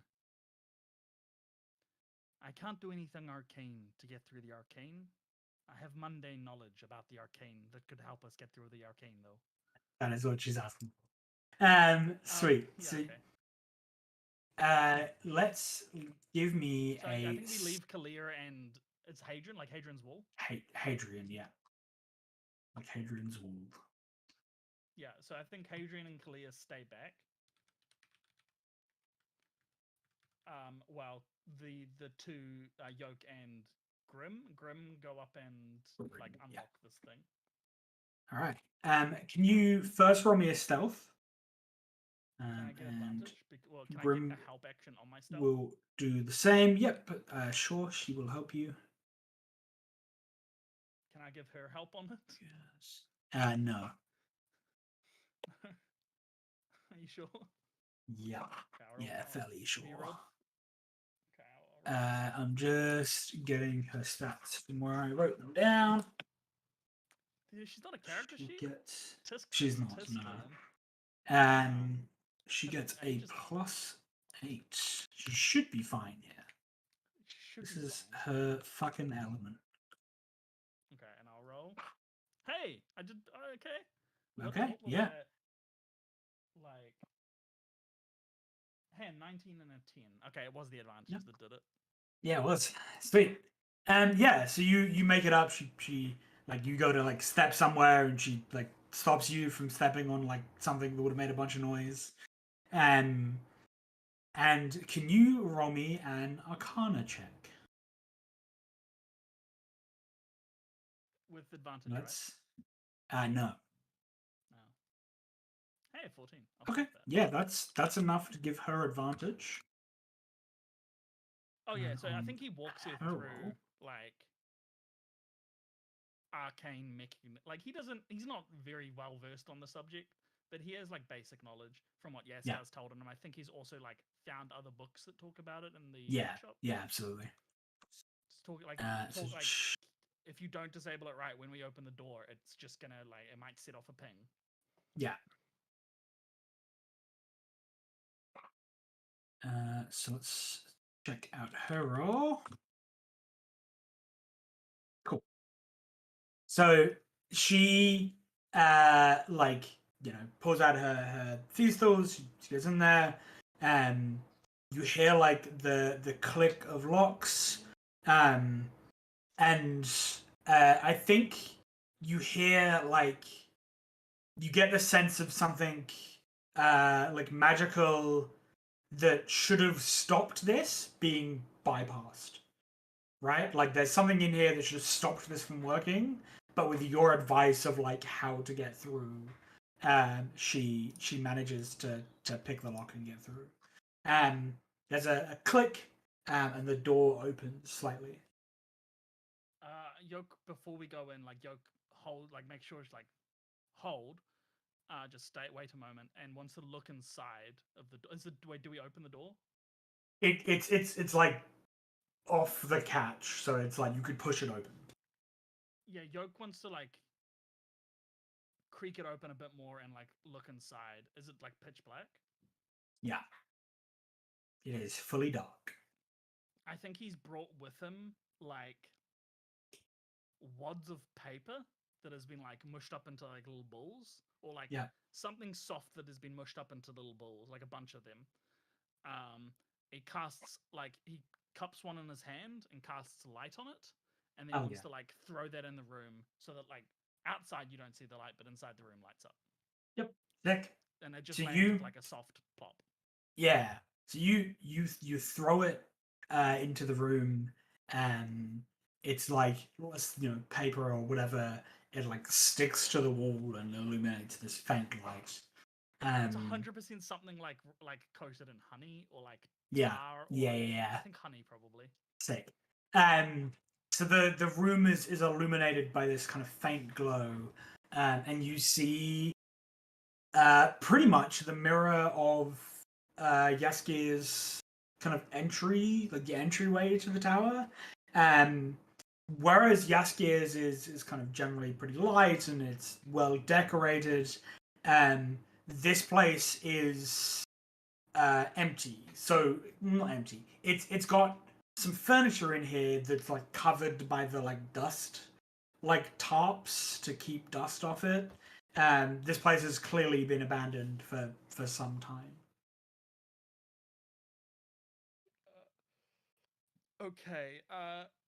Can I roll? I want to roll perception or like Arcana or something just to see if I can see anything in here. And I want to get to know. What specifically are you looking for?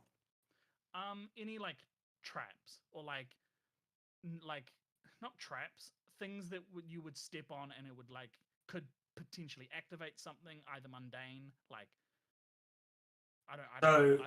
Like triggers. I need a choice between whether you're looking for arcane protections or mundane protections. Yeah, Yoak will look for arcane, and he says to him.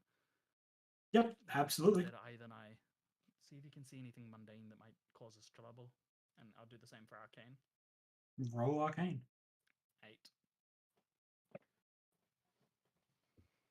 8. Grim looks at you and says, "There's no pressure plates or any sort of mundane traps. What about magic?" He looks at her, and like Yoak has a look in his eye that is like, I have no idea, but I'm gonna do something dumb anyway. So he gives her this look that is like this. It's the crazed eye of Kulzabad Forest, the Wyld. And he just shrugs, and then he messages Kalia. Okay, sweet. Come in now. The door's open. Yeah, a few moments later, Kalia kind of comes through, and followed by Hadrian. How loud is Hadrian? Let's see. Probably a question I should not have asked. That roll. Oh yeah, it did. That was a 1. And Hadrian is not quiet. I think as we're kind of walking through, the like area that Grim told you to avoid, he like steps straight through. But like no one, there's no like alert or nobody makes a sound or calls towards you or anything like that. Yoak sighs and just nods to himself. I think him and Grim have already stepped inside the building. Yeah, cool. Yeah, I think you step through and Hadrian like puts something small in the doorway so it can't close fully behind you. He looks over his shoulder towards the rest of you and says, "I'll make sure no one follows us up. If you need me to carry anything, bring it down to me." And he gestures for you to continue your search of this place. Yoak messages Kalia. He's not going to kill anyone, is he? She sends back, "Only if they threaten us." I think you hear a Yoak just laughs quietly to himself. That is a laugh of like, "Oh, we're so fucked. This is not. This is such a bad idea." Yeah, I guess I get Yoak thinks he knows this tower, right? Because it's the same as Yasikar's. Yeah. So far it's exactly the same. Yeah. Is this foyer? Is there anything in the foyer? So I think like you can see like a few low-lying pieces of furniture with like dust cloths over them, so you can't really see exactly what they are. This entire place has that like really kind of musty, stale smell that a place that just has been disused for years has. He doesn't see any bookshelves in the foyer. No, none with anything in. Yeah. Okay. Oh, okay. Is there just a staircase leading up? Yep. He looks at the other two and shrugs. Shall we then ascend the tower? Yeah. I think unless you like, unless you specifically don't, they're waiting for you to kind of lead the way. You're the one who knows this place. Yoak wants to make sure everyone's rolling perception, and he'll be rolling Arcana. Anytime they get find a new area, cool. And make sure they're being very light of foot. Sure. So let's kind of get it out of the way. Can you roll me 4 lots of Arcana? God, okay. Normal, advantage, disadvantage? Just straight normal. First one's 20. 22. I'll use lucky on that one. Okay. Doesn't matter. And the fourth one, 18. So I think, yeah, she's... Grim is better, so Grim will make the roll. With help from Kalia? Yeah. Yeah, so I got a 20, a 22, a 7, and an 18.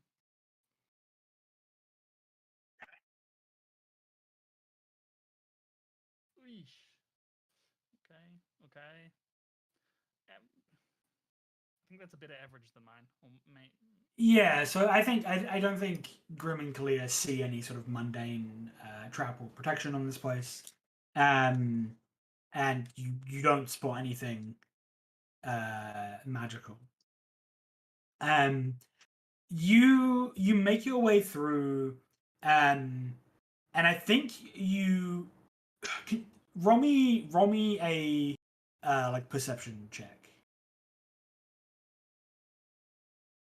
Okay. So you're kind of making your way through, and this tower is just abandoned. Like there is furniture covered with sheets. I think maybe a couple of them get pulled aside, and you see like a low bench or a seat or some sort. Maybe there's a shelf of books. You pull it aside, and it's empty, and you start to get the impression from Kalia and Grim that like they absolutely were hoping for more than this, right? This is an abandoned tower. and Yeah. they were expecting a wizard's horde. This is disappointing. I think Yoak would have, Um, prior to this, has like on numerous occasions been particularly like, it's probably going to be an empty tower, right? Wizards don't just leave their stuff behind. He doesn't listen to a word you say. Yeah. This is her fucking hall. And then you make it to like the closer to the top, to the top 2 or 3 levels of this tower, and you like you get to where it seems that the staircase stops, and there is a like a door blocking you from going any further, that is locked. Have there been other doors like this? No. And like all the rooms on all of the levels of the tower prior to this have just been empty or with mundane crap in it. Yeah, so like again, it's a similar layout. You have the kind of like antechambers and rooms. You have the kind of like terraced library kind of room. All of it's empty. All of the furniture has these kind of dust cloths over them. Everything is covered by this kind of thick layer of dust. It's clear that this place has been empty for some time, and that whoever left took everything of importance with them, bar the furniture, and until this top. I think Yoak probably thinks there's maybe 2 or 3 floors left, that's sealed behind this kind of bulkier locked door. In Yasikar's tower is her like sanctum, Yep, at the top of the tower. certainly is. Okay, yeah, Yoak turns as he reaches the door, and roll inside to see what these two are like. Are they hype again because there's like a locked door? Just like their general vibe. 7, that's about right. He doesn't know. He turns and he turns. If there is anything in this tower, it'll be beyond here. Assuming the wizard who kept this before they left held their sanctum in the highest peaks of the tower. The door is, again, if there is things above, the door will be watered with arcane. We should be careful. Can I reach Hadrian with message? Uh, I don't know how tall these towers are. question: what's the range on message? 120 feet.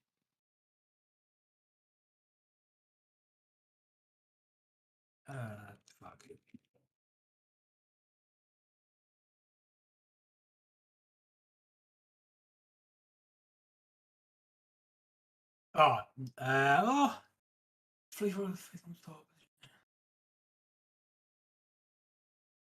Not from where you are, but I think you could probably go down a few levels and then make it. Yeah.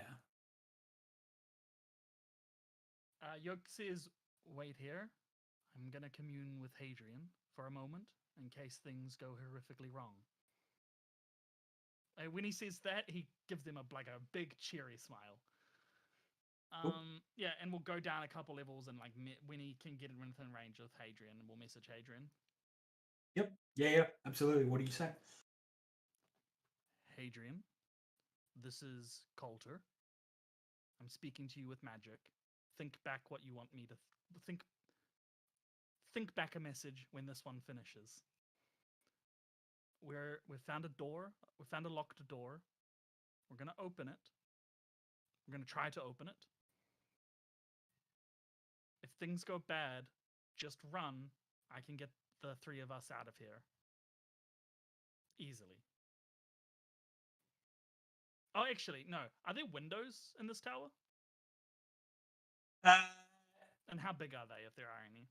There are. They're not big enough for a person to fit through. He doesn't go down a message. He said, "Yeah, no, fuck, can't just jump out of a window." No. Yeah, we're about to open a locked door. Something may go wrong. It may not, though. We'll see what happens. and just updates him on what's Okay. about to happen. Yeah. He's back. So yeah, the message back is, I know how message works, you shit. I am ready. If you need me to carry anything down, tell me. I'll come up and grab it. I think he gets another message back. Yoak's a feisty little dude.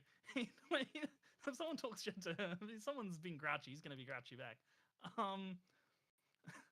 Well, I don't know much about Goliaths, and you never know.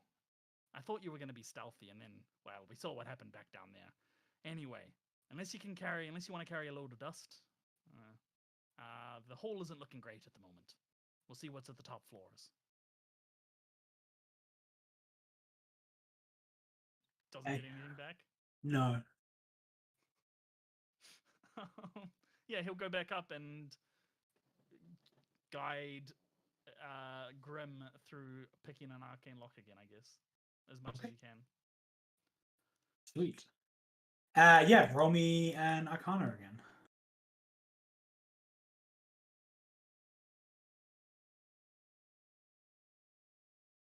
Okay. So you look at this. Oh, yeah, so you look at this and we'll use abilities. Yeah, you look at this like lock and you don't there is not anything, unlike the last lock where there was something magical stopping it from being unlocked. That doesn't exist here. But it is warded. You can get it unlocked. It's probably like a fairly easy lock to pick, whether Yoak knows that or not, whatever. But Yoak knows that without a way to dispel this, it's warded. He isn't able to figure out what spell it is. Not on that roll, no. Can I use a feature to try to re-roll that? Sure. Okay, I'll just use lucky. Because I don't really want to explode right now. 16? Okay. Do I need to try to explode? I think with a 16, you know it is a like it looks similar to what Yasikar showed you when she was showing you Glyph of Warding. I think he knows it's a Glyph of Warding, but he wants to know what spell is attached to the Glyph of Warding. Not with that roll. You know it's spells. You know it's not like it isn't set with like an explosive rune, which is one of the options. It's been set with a spell, but not knowing what that spell is. Oh. Well, okay. So as soon as this door opens, a spell is going to happen. I have no idea what spell that is. It's not protected by arcane locks. It is warded, though. And I don't have a way to dispel wards. A spell will happen if we open this door, though. That I am sure of.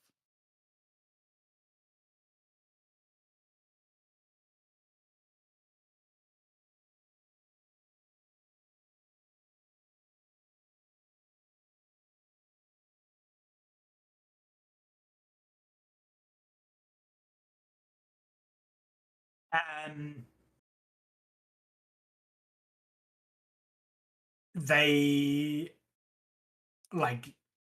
look at you to make a decision. She says I think Grim looks at you and says, I can open the door.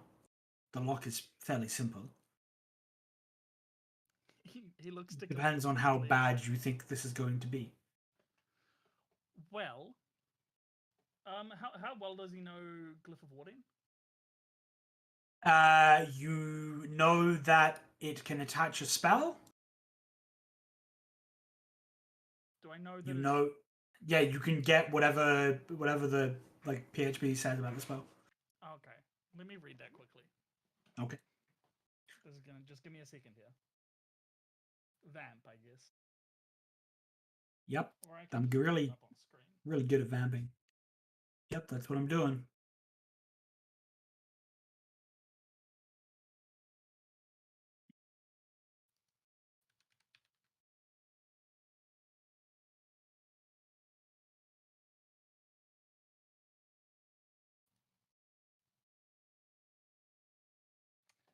Okay.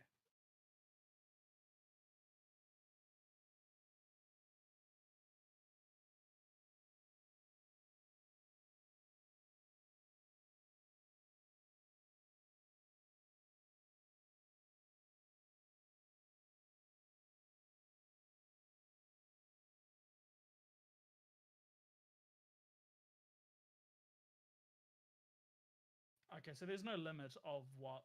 I know it's not an explosive room, but there's no limit of what, like, spell level it can go. Oh, it's of No. third level. Third level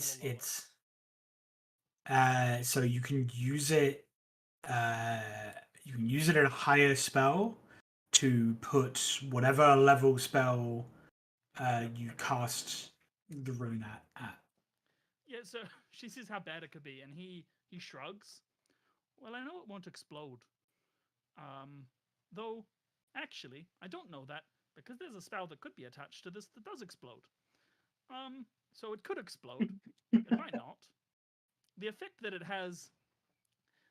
he, like, regurgitates a Yasikar lecture. Yeah, cool. Yeah, hell So yeah. you have two options with this spell. One is to attach a spell to it when it is activated. That spell will go off. Or you can set it to explode. Now, I know for certain that this glyph is not set to explode. However, there are many spells that will explode, which you could attach to this glyph. I don't know why you would attach a spell that can explode to a glyph that can also explode, but you may do that. It could also provide a harmless sensory effect like a puff of wind or a pleasant smell. It could teleport Yasikar directly to us. It could teleport us to a different plane of existence. It could destroy the entire tower or send the tower away. There are, well, and there's an entire arcane field of study dedicated to what this could be. And I have no idea. If we're going to risk it, we'll risk it. But, you know, it could explode. I don't think it will, but it could. It just won't explode in the way that I know it won't explode. Okay. He seems satisfied for himself. What is Kalia thinking? What is she saying? Is she saying anything? This is her job. It was her idea. She's making Yoak. Yoak doesn't want to. This isn't Yoak's job. He's along She for the ride. says, "How likely is this to kill us, Yo?" How many hit points of damage does Fireball do? Or how many is it 8? Is it 68 or is it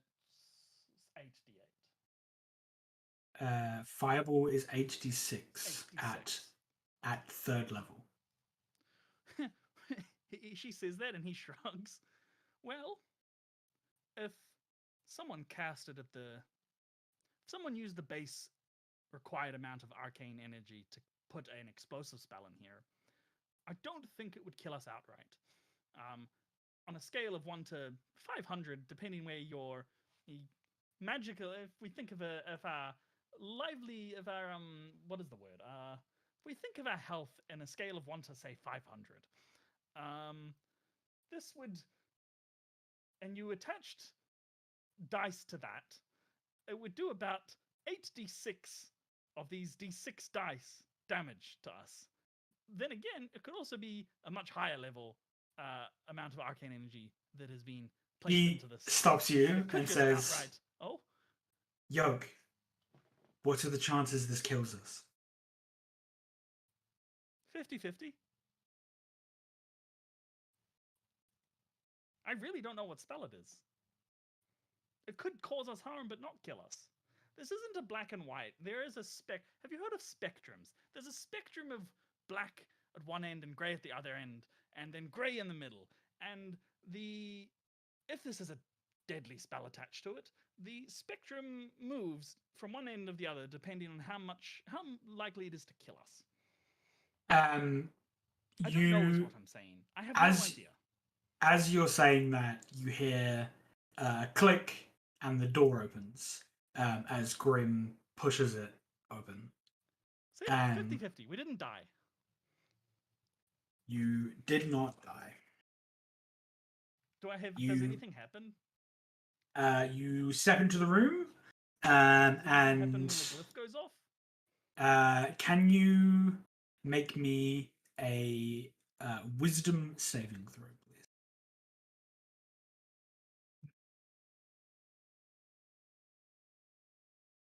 17.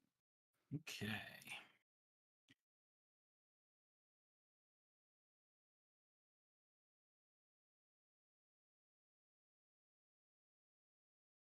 Okay. 13 is who rolled the 13? It was Kalia? Oh no. So as you step through, as like the door swings open, you and Grim kind of step forwards. You kind of look to your left, and you see the diamond that's a part of the spell, like fizzle, pop, and break into blackened ash. Kalia screams and starts booking it down the tower.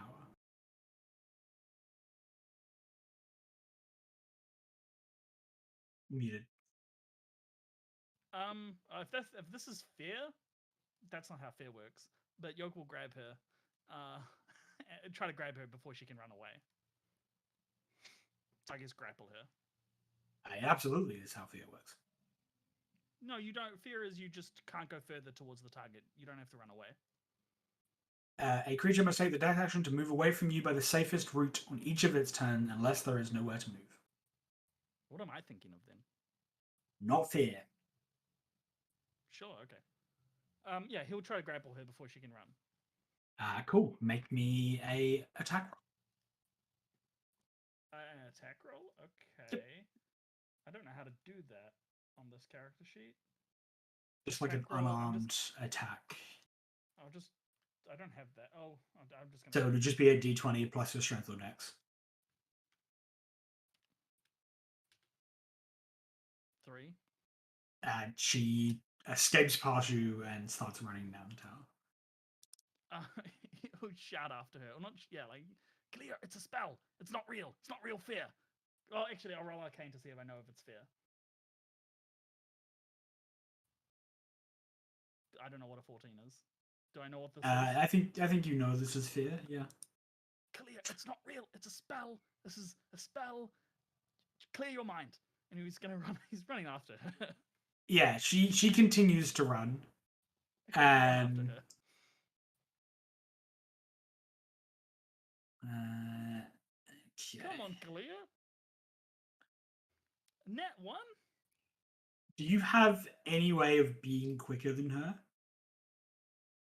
Because otherwise she is faster than you. Muted. She has cunning action, so no, I can move 60 on a turn. He'll turn, come on, Grim, we have to get her before she runs. It's a spell. And turn it off. Yeah, so she again starts running down the tower. So this, like, the effect of fear goes for a minute, so it goes for 10 rounds. Which her running at this pace is more than enough to bring her out of this tower. She will probably be out of this tower in just 90 feet of movement a turn. She could probably be out of this tower in 4 rounds. On each of those, she will be able to make a wisdom saving throw to see if she overcomes the effect of the spell. And on the 4th round, if you want, this is on you to do, but there is someone at the base of this tower who might be able to try and grapple her. Yeah. I mean, Yoak wants to message Kalia in her mind and try to give her advantage on the save if that's possible. Yeah, I'll give her advantage. So Yoak, it's a spell. Clear your mind. It's magic. It's clouding your vision. on the third roll, I don't think that is enough. Let me check.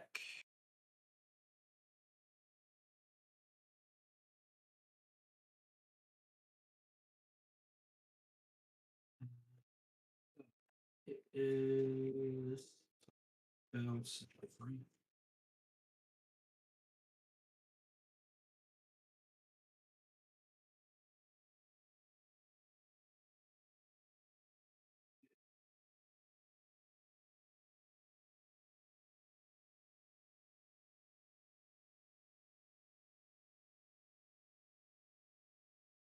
think you've set Yasikar up as an actual PC, haven't you? Like mechanically.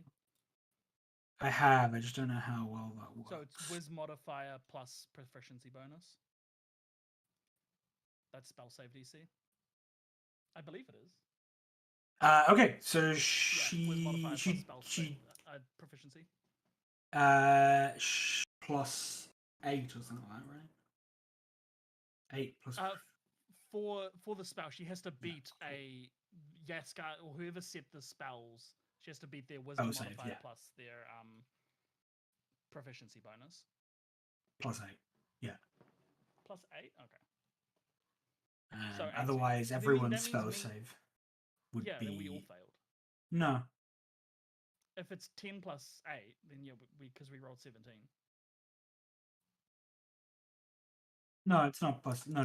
So it's plus. It's 8 plus proficiency bonus plus 8 plus modifier. Bonus. Oh, okay. Which means you pass, and I think it actually means that this passes on a 15.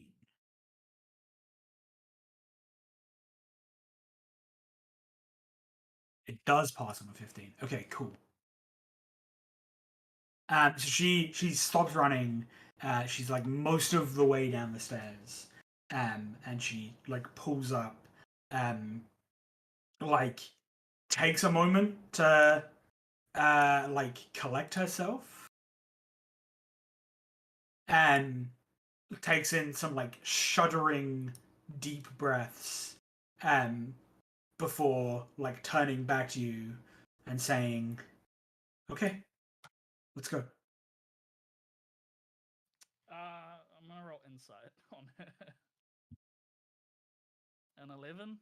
Yeah, she is like not okay. She's like shaking, but she's like pulling it together.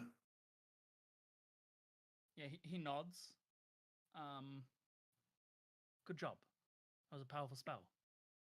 Good job. It's finished now. We'll just be more careful next time. Everything's going to be fine. We're doing great. And I think they... Can I roll persuasion to see if that helps? Yeah, absolutely.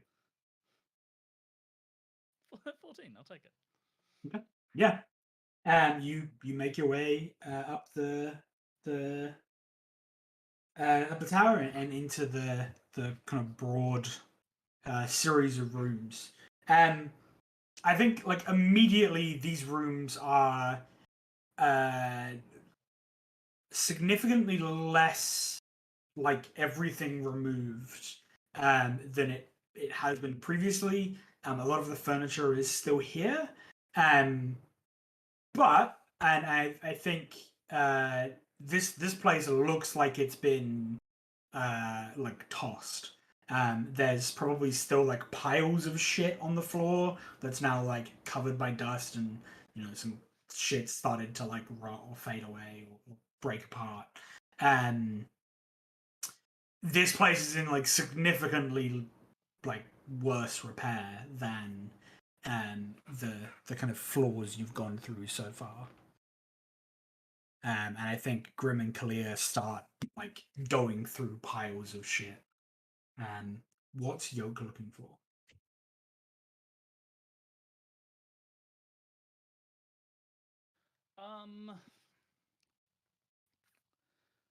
Are there any books here? I don't think so. Can you roll me a perception? Nope, I cannot. Not Yeah, well. no, none that Yoak sees.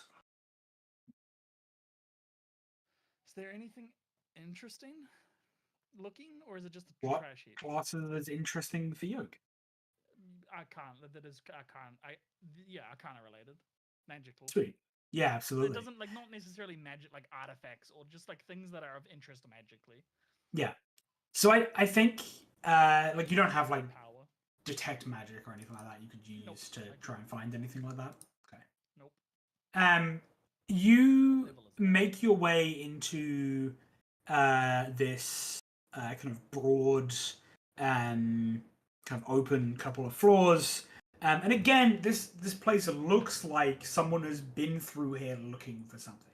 Um, like shit that was on the shelves has been pulled off into floor like piles.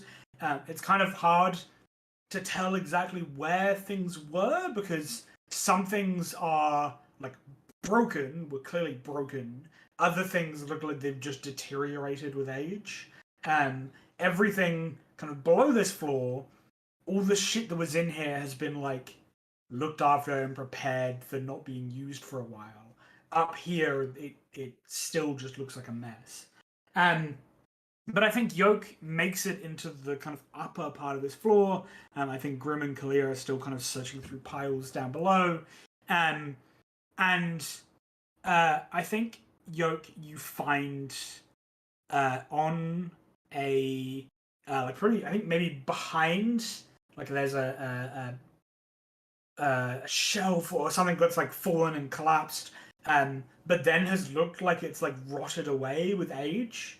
And I think behind it, where it started to like rot and come away, like it would have been covered before. Now that it started to rot, it's no longer covered. And I think Yoke sees a like um the like spine of a book poking out from behind this like deteriorating um like shelf or bookcase or something that's been kind of tossed over. So I think when we first step into the room, Yoke's like, "Be careful. Like, don't let your guard down. There could be other stuff happening here." And whether they took that on a Okay. wisdom on or not, but he is I giving think like you're the first person that's in this kind of upper, like the yeah. the top But floor. so whether or not they're listening to that advice down below, Yeah. whatever, he's been very careful when he approaches the bookshelf and like wants to look around, see if he sees any like arcane wards again or traps or like mundane stuff. Like he Okay. will take his time approaching this. Yeah, that's fine. Yeah, I don't think you don't see anything, and I think you get the impression that if there were any like mundane traps or arcane traps, um, whoever tossed this place probably would have triggered them. Cool. Okay. He'll try to pry the book out. Like, Yeah, cool. yeah. So you Make you the grab hole. it. If he can do it without making the hole any bigger, he will. If he can do it, like if he can just move the bookcase, he'll do Yeah. that. He wants to be able to leave like no trace that he was here. Okay. Yeah, and I think you're not going to be able to put this back exactly as it was, because I think you're going to have to move this like partially rotted shelf or whatever aside, which is going to like it just crumbles. You grab it and start to move it, and it just falls apart. Maybe, And maybe then instead he will just make the rotted hole bigger, and then cool. we'll Yeah, place something in front sure, of it to hide that. sure. Yeah, you reach in, you grab this kind of heavy tome. The like you've seen maybe the remnants of other books here, like things that have been kind of tossed and the pages have been eaten away and turned to dust and crumbled. You grab this and pull it out, and it's in like perfect condition. The heavy tome, thick book, that's in like perfect. Hasn't the edges haven't started to fray. The binding hasn't started to come apart. The pages are all perfectly straight. What does Yoke do? Is there a title? Does it have a title? No, it does not.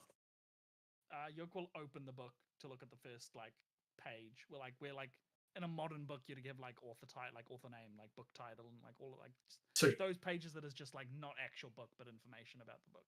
yeah, so you open the book, and as you do, the like you have this blank first page, and the like on the page itself, um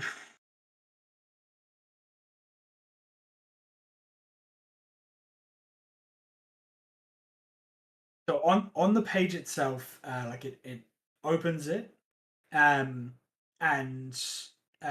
a almost like holographic image of a like an I think like when Yoak pictures a wizard, Merlin-esque, long white beards, white hair, hat, everything, right? You get like this hologram that appears of someone who looks like that from this first page. Yoak like can like move his hand through. It's clearly like an illusion that's happening here, and it starts to speak to you, Yoak. The figure on the page before you says, "I don't have much time left. For whoever found this, I hope you're one of the circle, or can transport this news back to the circle. Riverak is lost to us. Our people in the city are dead or hunted. A new power has arisen here, not one of us, and outside of the circle's influence entire. Whoever they are, I do not believe them to be a wizard. I do not believe them to have possessed arcane knowledge or power, but whoever they are nevertheless powerful. They have found all of our agents throughout the city. They have torn out our grip here, and the circle's influence is gone. Whoever you are, whoever is hearing this, if you are not a member of the circle, please take this message to Darius and its mages there. Tell them that whoever holds dominion here is a threat to the circle and all of the knowledge it possesses, that they must not be allowed to continue holding power in Riverak, that they must be dispossessed and thrown from this place. Please, the fate of the arcane and the circle here in Darius is in your hands. And then I think, like, at that moment, in kind of the background, like, you see kind of behind this figure, you see, like, the upper torso of a, like, hooded figure. I don't think you can make out, like, features here. There's, like, the sound of someone, like, talking in the next room. It's like a muffled kind of conversation or voice. This like wizard turns, like looks at the person behind them, looks back at the book and says, "My time is done. I must hide this now. Please, if you are someone allied to the arcane, please help us." And the hologram like closes, and the page is blank. Okay. On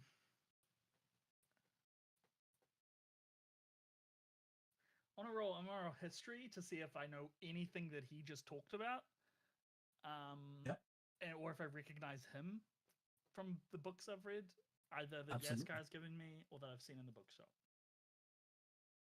18. So I think the mention of like the arcane circle is probably fairly prevalent. It's kind of the magical authority in this part of the world. It's kind of a council of mages, of wizards, who they supposedly all the kind of histories and all the works kind of say they are all very powerful. They they're like the law for wizards, right? They set the rules.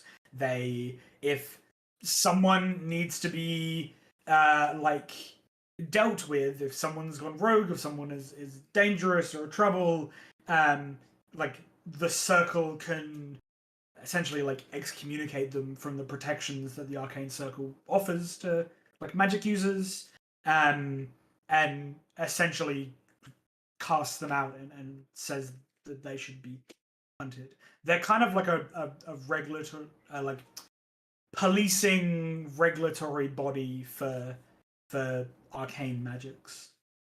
What about the man himself? I don't think you've actually roll me an investigation.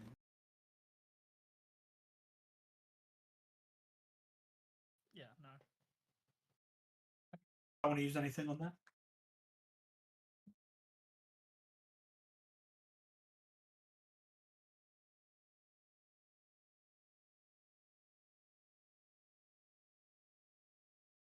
Muted. I don't really want to use it, but I think just, narratively it fits. I'll use Tides of Chaos on this. You can like you're gonna get something here, regardless. Like I'm gonna give you some. I'm gonna give you a lead to follow up on. Sure. If you don't use it, you're not just gonna not get anything. But obviously a higher roll will give you more. I'll use Tides of Chaos because I just think it fits narratively. Okay. Like he's just seen a fucking magic hologram of a wizard, and his mind's like, is he talking about Yasikar? Is Yasikar this? So like his emotions are heightened. So Sure. it's like everything's do a it. bit messy. Investigation. 18. Holy crap, that is. If Romy a 1d100. 1d100. I forgot what ability I was using.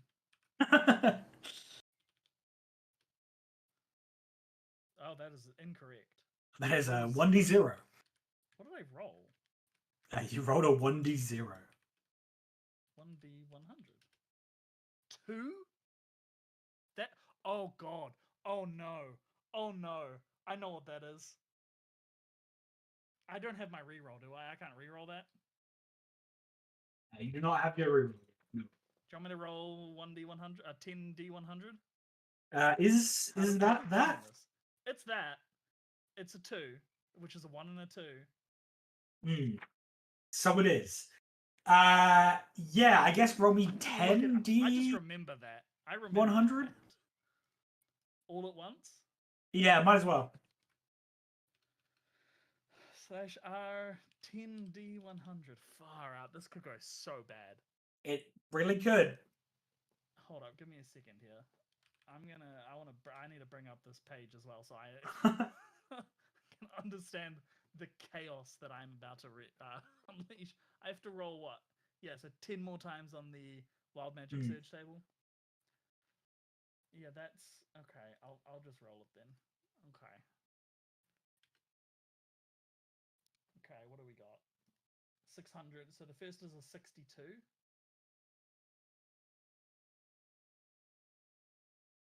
Okay, that's interesting. We'll leave something out. That is a thing. 86. I'm looking for. Oh, fascinating. So, 3 images of Yoak appear around you. As you move, they copy your movements. There's now 4 of you. Okay. 87. Directly next to that one. Is it just Yoak up here?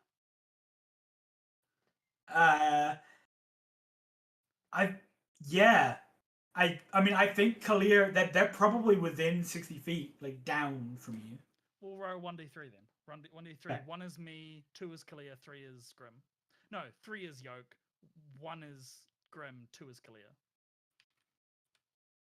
So it's Yoak? Okay, it's Yoak. Okay, cool. So that happens. What is that? 73.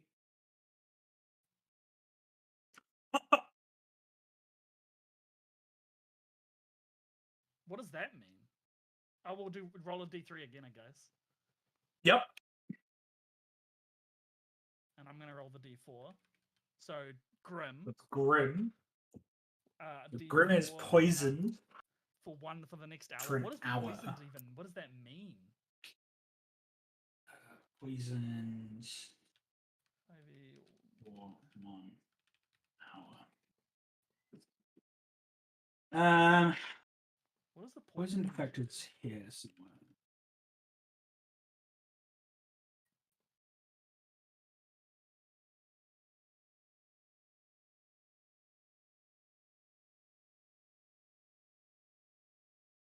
She has a disadvantage on attack rolls and ability checks for the next hour. Okay, sure. Ability checks might be important. So that was the 73, so 48 is next. This is a lot to all happen at Roll once. off the page. Was 40... 48. Oh my god, Liam. Do we just leave that one until we figure out what the rest are? Yeah, let's leave that one. You cast grease centered on yourself. Okay. I really hope one of these next ones is not fireable, because that would be bad. 21 is creatures have disadvantage on saving throws against the next spell you cast. And then next minute that involves a saving throw. Okay, that doesn't really matter. 32? Oh, 32. Oh, fascinating. We'll wait on that one as well.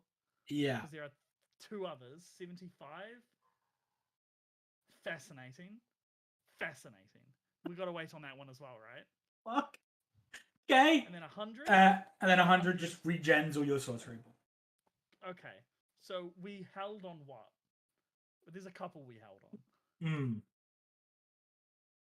So Yoak, what? Yoak knows stuff about this. Yoak has an 18 investigation, so that happens, whatever that means. Then 3 duplicates of him appear. Yep. All holding the book, I assume. Yep. Then Yoak starts to float off the ground. All of his duplicates do as well, I think. So the Yoaks begin to float. Yep.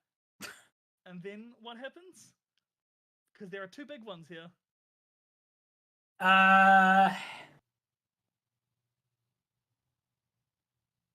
Okay. I think God, there's man. 41, and there's 47. Or 48. And 32, I guess. But yeah. I think what happens first? I don't know. 48. Okay. 48. I mean, 48 happens first. So 2, 3, 4, 12, 6, 12, 18, 24. Okay. So the first one is gonna happen. And then you, as Matt, is going to have 24 seconds to do something with that happening, and then you will be teleported away. So I'm gonna pull up a timer, and I'm gonna set it for 24 seconds.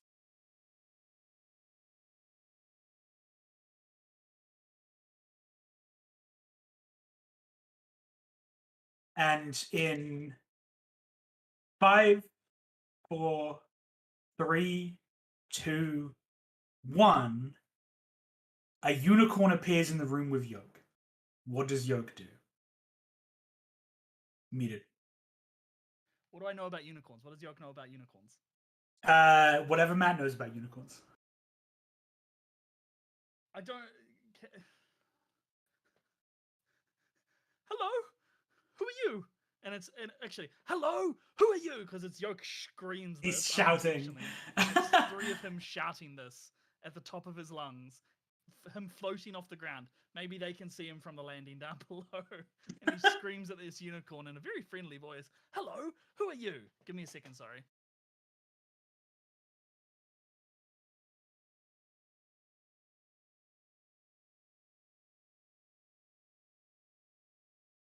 Okay, that's telepathy.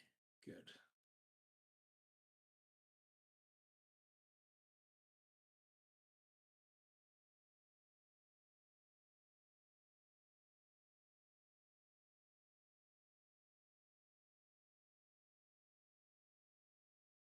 Okay, sorry if you can hear a massive amount of dogs barking.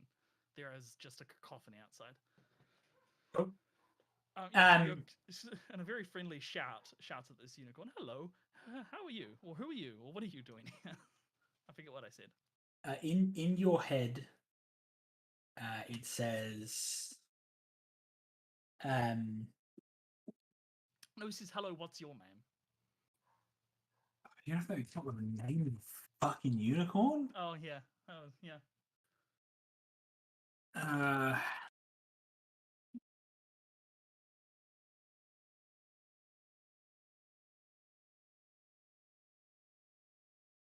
All right, I'm using this like really kids. What is your unicorn name? Absolutely not. Not Bubbles Bumfluff. What the fuck's that? Man.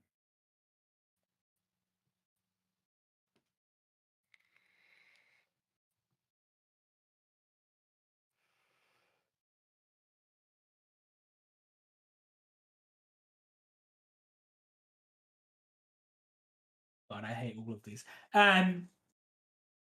It in your head, because it can speak telepathically, says, I have no name in your tongue. Oh, well, nice to meet you, Mr. and or Mrs. Unicorn. I am Yoak, from Colesbar Forest. I'm not sure why you're here, though I sense a lot of other magical stuff happening right now, so I suspect I am to blame. I do And apologize Yoak if you were vanishes. busy. I do apologize if you were busy. Poof. Back to the Astral Plane. Again, for a while. we see Yoak in this space of silver sky and silver ocean, these colored will-o-wisp and like vortices of colors. The last time we saw Yoak here, there were 3 Fae and the body of Kalia. This time it's just Yoak. And you're here for, well, I mean, I guess you don't know necessarily how long you're here for. What do you do in this strange place? He puts his hands on his hips and frowns, and is for a moment really worried that he's about to explode.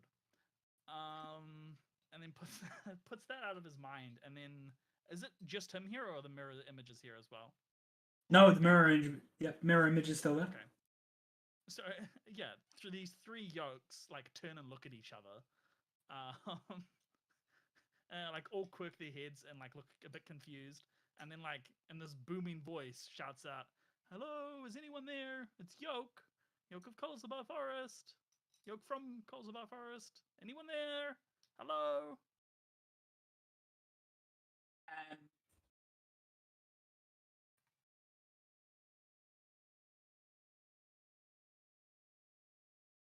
Check something.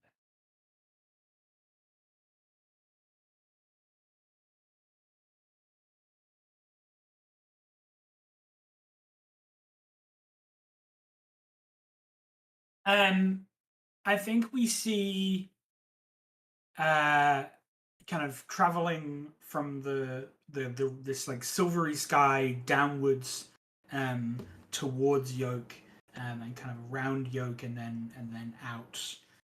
Again, the bottom we see this uh greenish tinged kind of willow wisp. And as it kind of brushes Yoak, Yoak gets the like a flash of an image of Ymir One Tusk or No Tusk, as he's been calling him. And then the will o wisp continues past Yoak into the silvery kind of plane at the bottom and keeps descending. Um, and Yoak is back in the tower. Is the unicorn? Is the unicorn still there? Just Uh, standing. I think it is. It says in your mind again. It says, "Welcome back." I didn't mean to do that. I don't know. Grease explodes around you on the floor. I didn't mean to do that either. Am I meant to do something with you? I've never met a unicorn before, and I know the stories. Unicorns are things of prophecy, or I don't mean to impose. Did you want to be here? I don't know how to send you back. It says in your mind. It says these things happen from time to time. I will be here for a few moments longer, and then I shall return from whence I came. That does make me feel slightly better. Is there anything I can help you with?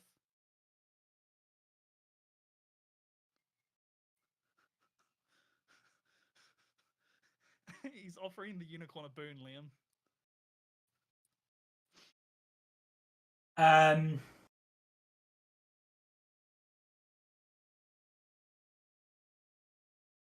It's just like a standard, like white unicorn, right? It's just a Yeah. It's just a unicorn. Yeah. There's nothing distinct about it. There is nothing distinct about it.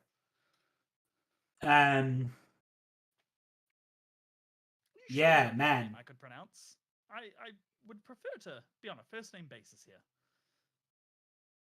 Otherwise, can I call you something?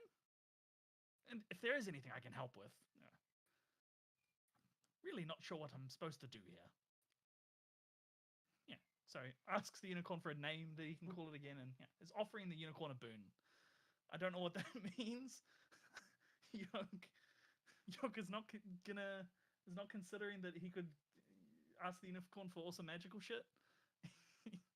He's gonna ask it he's gonna offer it a boon.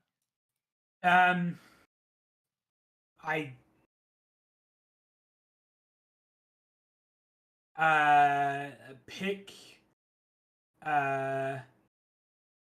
between celestial, elvish, or sylvan. I know Sylvan already. So elvish or celestial.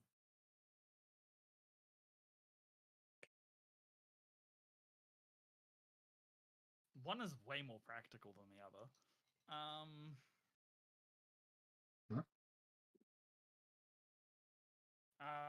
I have genuinely no idea. I want both. I'm just gonna roll a d2. One is celestial, two is elvish. So okay, celestial. Interesting. You feel a new like understanding flood through you. And it says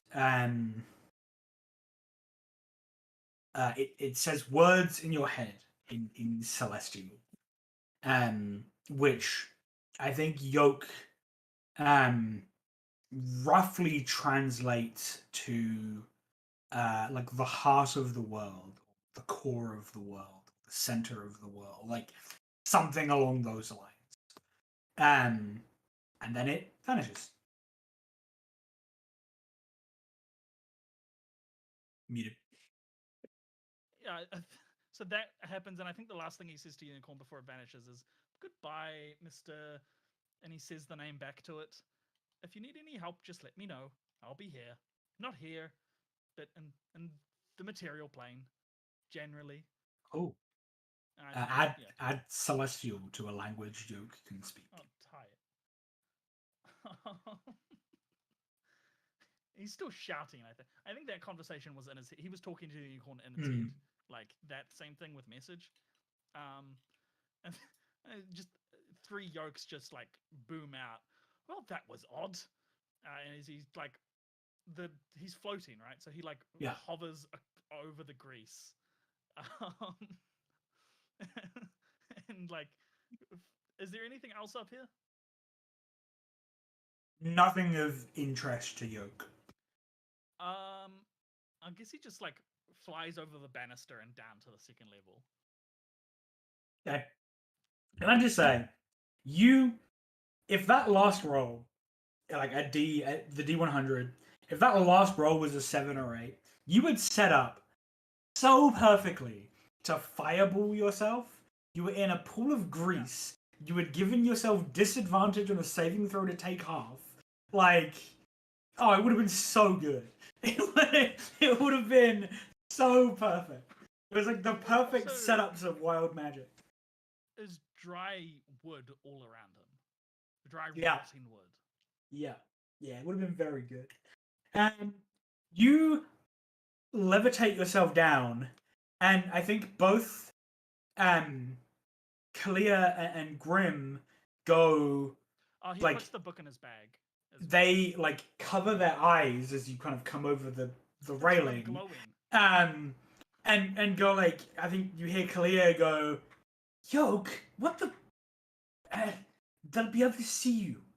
The light through the windows. Put that out. Remember that time I exploded, Kalia? She, we don't see it, but she's thinking about the fact that she crops her hair short now because Yoak burnt most of it away. She remembers.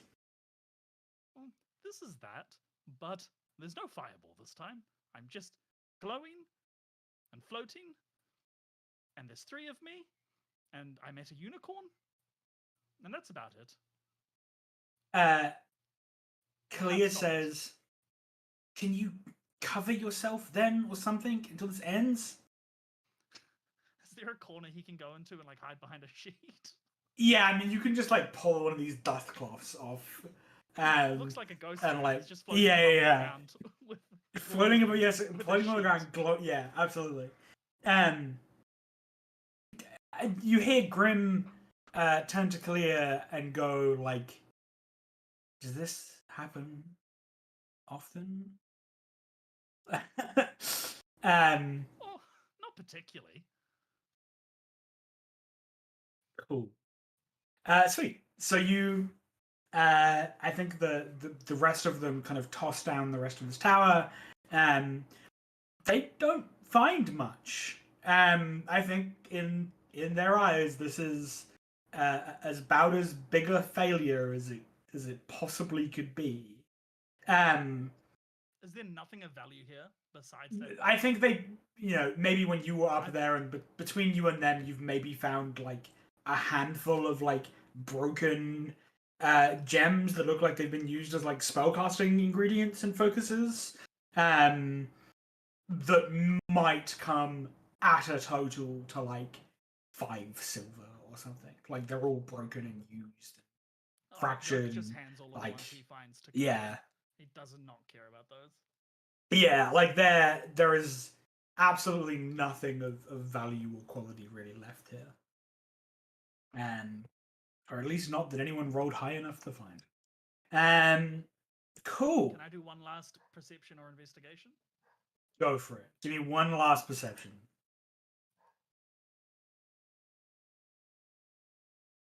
19.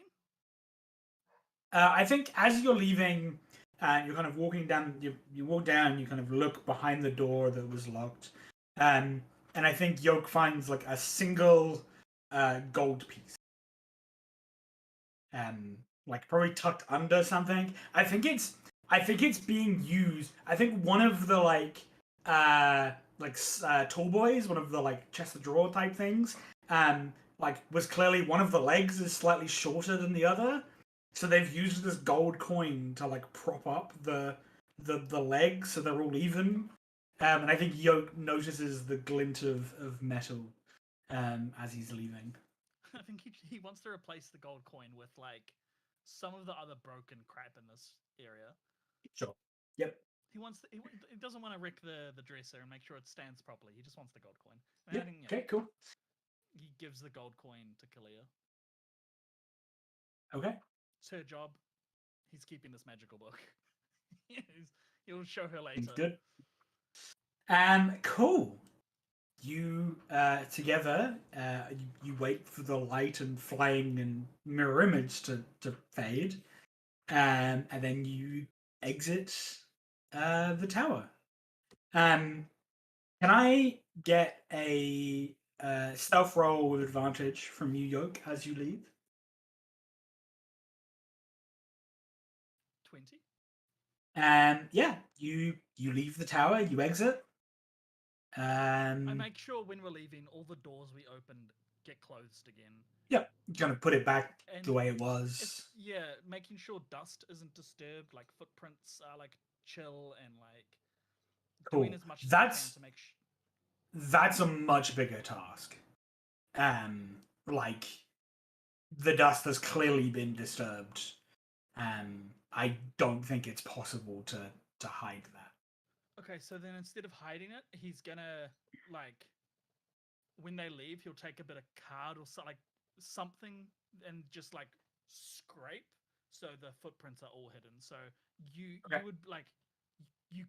would be able to tell anyway that someone had been in here, but now you can't tell what the footprints look like. Oh, yep, that's fine.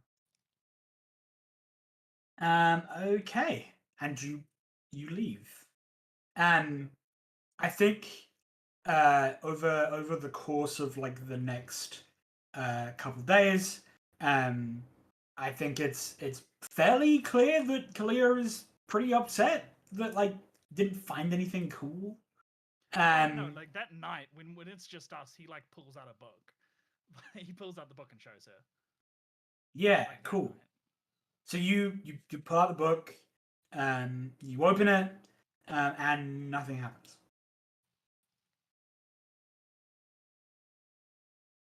He pulls out the book and is like, oh, I found this book and there's a man inside of it. Yeah.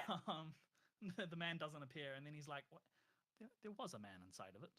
And he uses prestidigitation to like make the man appear, and he looked like that. Maybe he was speaking. Okay. Hell yeah. Look at the rest of the book. What's in the book? What is the book? Is there anything in this book? No. It is completely empty.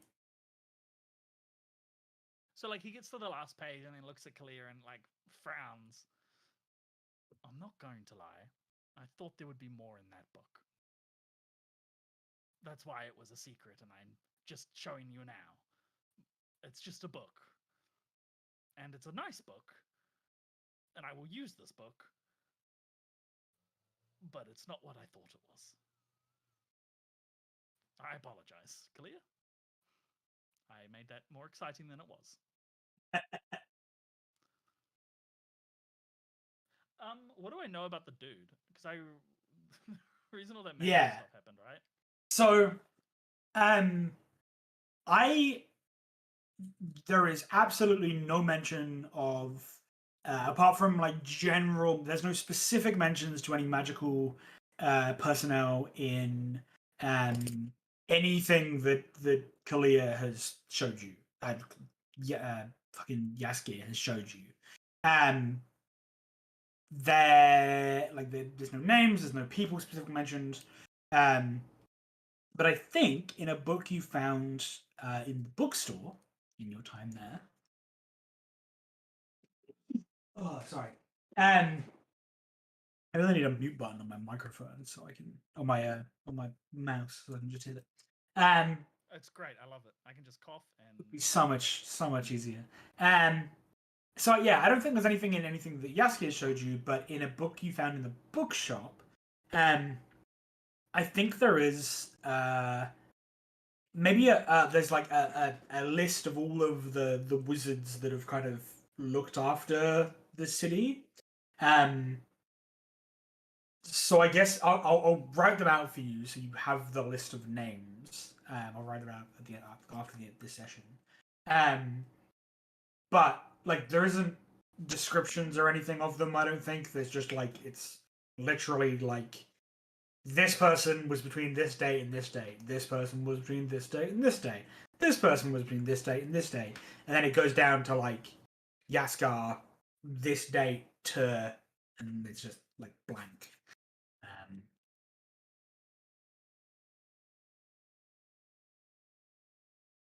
So yeah, you can.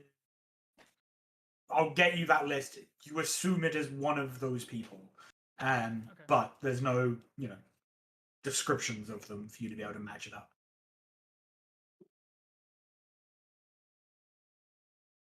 Okay. I don't think there's anything specific that Yoak does in his remaining 3 days. I think like every time Yasikar leaves, him and Kalia like go into the forest and like stay the night and like hunt. Yep. And like just like hang out in the forest for the night. Like that's just every 3 months they do that once, and then But then I think it's just hanging out at the bookshop, looking into the magic circle. Yep. Looking into that, and looking into unicorns and celestial. And I think he tries rereading the letter from Ymir to see if it was celestial. I assume it's not. It is not celestial. No. Yeah. And he in the bookshop, he's also just looking. He's looking for like books of language that just like either have like snippets of language, like not Rosetta Stones or anything, but he's trying to find a so you can kind of match. Cool. You don't find any. If this is, which I think tells Yoak this isn't a common language. This is either something like super culturally specific, or is something so rare that they just don't list within a lot of these books. This you probably found books that have snippets of all of the like commonly listed languages, and it doesn't visually match any. Do those languages include things like Celestial and Sylvan and Primordial and all of that? Okay. Yep. Oh, okay. I think he, at some point, like months, when he first got the letter, like maybe, I don't know, some point a long time ago, he would have shown the letter, like, if Kalia hasn't seen it already, seen if she recognized the languages. Maybe it's Thieves' Camp? No? Okay. Cool. It is not Thieves' Yeah, Camp. She'd be able to tell you that it's not Thieves' Camp. Okay. I don't think there's anything specific. It's just him in the bookshop, him like still collecting odds and ends for like Kalia's the present he's making for her. Yep. But yeah, I don't think anything super specific this time.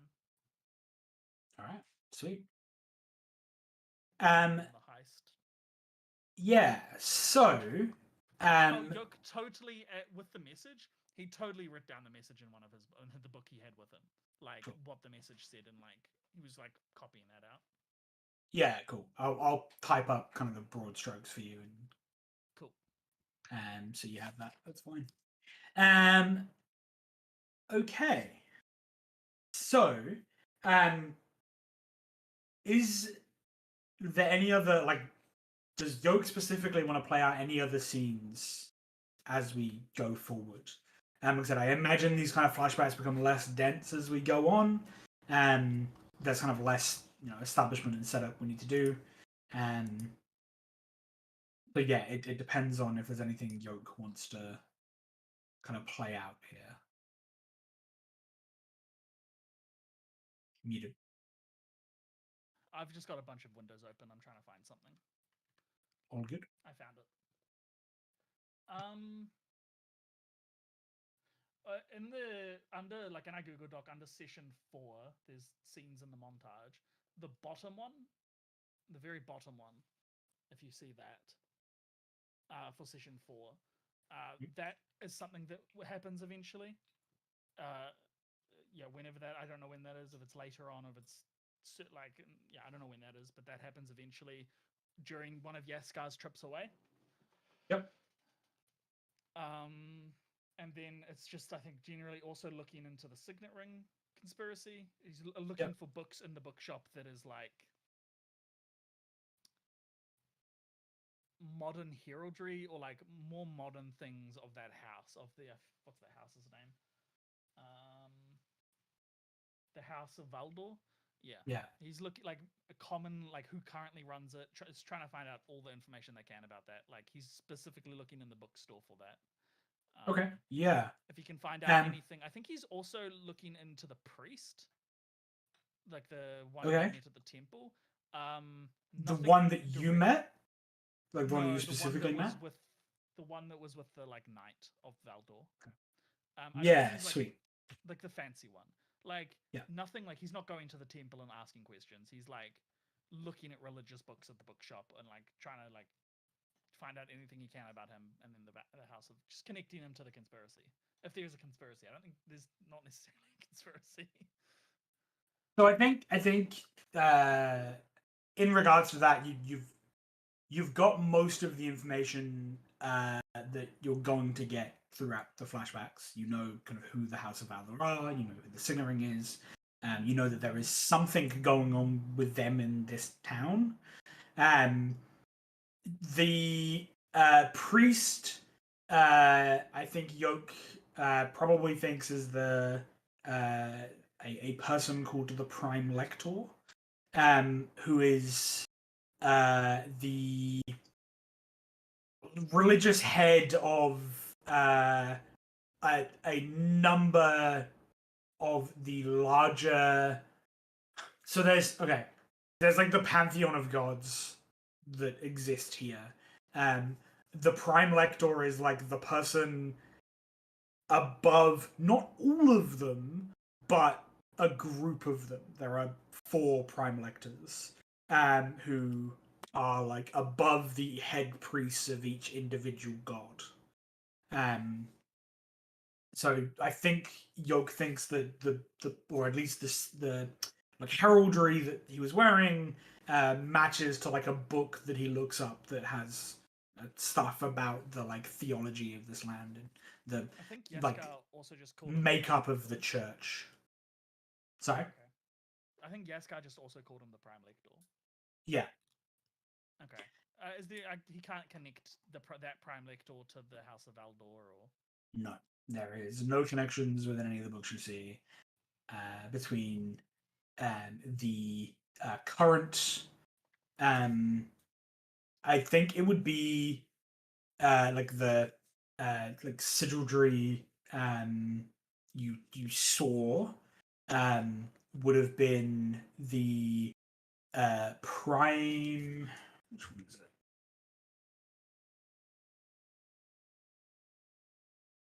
The Prime Lector of Nature. They are? Yeah. So they sit atop the head priests of the gods of the pantheon that are like nature related. Do I get their name? Without going and asking someone religious, I don't think so. I think most people just refer to them as their titles. You would need someone of like inside knowledge of the workings of the theology. Of this person's name? Yeah, it's not common. It's not common knowledge. They're generally referred to by titles. And they live in Riverak, right? I think they have. I think essentially the Prime Lectors have like places of residence in each area. There's like a big church, like a big kind of religious seating. But I think primary residence for all of them is Darius. They're all within the seat of power of this region.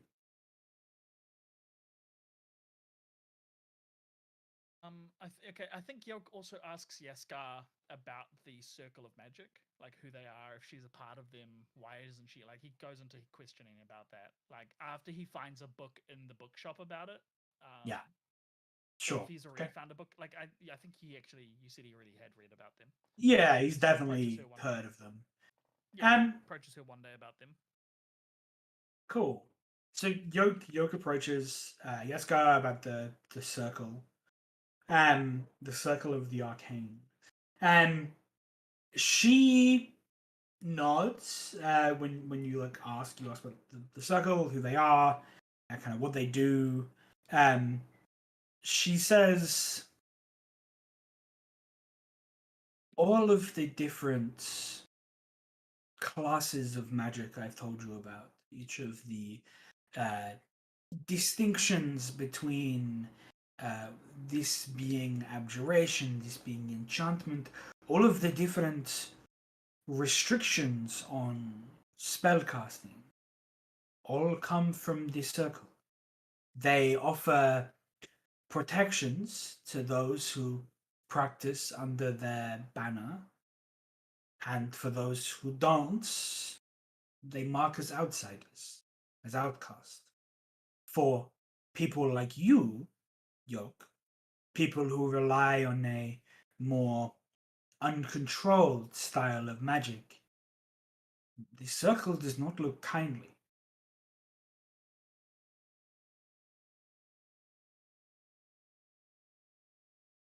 What about you? Are you part of the circle? She says, Why aren't you now? If you aren't, and how long has it? Like he just follows that up with a bunch of like. yeah, she says, technically, I am a member of the Circle of Arcane. I am an arcane wizard, after all. But I have very little association with them now.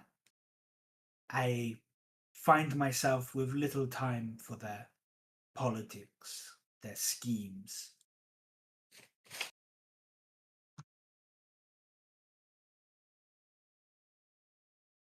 What would they do if they see me using magic, knowing I'm not a member of the Circle of Arcane? If you complied and obeyed by the rules they establish, which you mostly do, they would not be they would not move against you. If they saw you and the uncontrolled nature of your magic as a threat, they would find reason to move against you. You wouldn't be the first. Why aren't they here? Why is it just you? The other towers are empty. I imagine there were wizards in them once too. I know you told me that everyone moved to Darius, but why would this? Why would the Circle of Arcane just abandon this place? I would think they would want wizards everywhere enforcing their Technically, it laws. didn't. Technically, I am a magic. I am a member of the Circle of the Arcane. Technically, I am the representative of that circle here. Riverak is a seat of old power, a power that is mostly fell. It is no longer as influential as it once was. The circle rules from Darius. They play more in political games than in magic.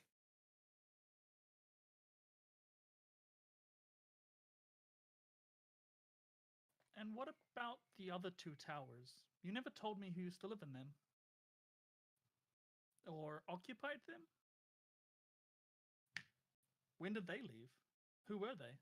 Are there any books about them? She says, the towers were occupied well before my time. I uh, I gained this position from the seat of Riverak when the old seat, and she like gives you the name, the one just before her in kind of the list, when he passed away. The circle needed a new member to hold the seat, and none of the more powerful wizards wanted to leave Dallas. I wanted an excuse to leave. It worked for us all. So he died, and then you came to Riverak after he had already died, and moved into his. Was this his tower? She nods. What about the other towers? Were they empty when you came here? She nods again. They have been empty for many years. Did the wizards in them die or just leave? I do not know. Can you roll me insight? Yep.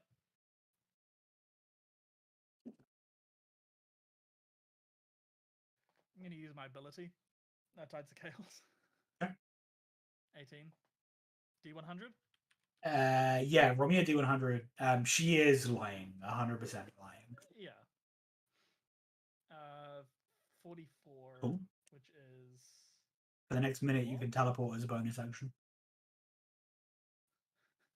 Okay. So Yoak like cocks his head. I think he's very straight up with. Since she figured out his name, he's been very straight up with her and been like, "Oh, you're lying to me. Like this has happened tons of times before. Yeah. Why are you lying?" And he cocks his head and he's like, well, "Why are you lying?" And then before he can get to lying out, he's like across the other side of the room.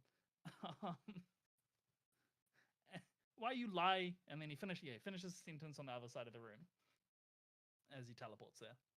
He turns to face you and says, "Oh, I didn't mean to do that." And then as he finishes that sentence, he's in front of her. Yeah. And this is why your training is so important here, Yo. We need to be able to control these surges of magic. We need to be able to limit how bad they could be. Ones like this, minor, helpful things, but as you know, they can be bad. Oh, very much so. I'm still wondering why you're lying to me, though. You're not getting out of this one, Yasikar. We circle each other a lot. But it's a weird thing to lie about, is it not? She smiles. She says, a wizard has their secrets, Yoak. Yes, but you also told me wizards tell the truth. And you contradict that almost every day. In little ways that I don't think even matter. I think you just do it because it's fun to mess with me. Which I understand. If I do the same. If there are things I am not telling you, Yoak, it is for your own safety, your own protection. Knowledge is sometimes more dangerous than magic itself. Has Yoak heard about the spell sending yet? Has he looked into because roll he me looks into Arcana. wizard shit. Like he looks into wizard stuff. If it's not even, I don't know if sending something he can even take, but he has looked into all of it. 11. Yeah, I think so. Okay, he nods. Okay, so I understand what you mean about certain things, giving me access to certain knowledges that is above my level. But things like refusing to use sending, which I cannot believe in my mind that you do not have access to the spell sending. Refusing to let me use sending to speak to a family member, or lying about some person who I imagine doesn't matter anymore. Seems like odd things to not speak the truth on, because they're not really related to me using power above my level.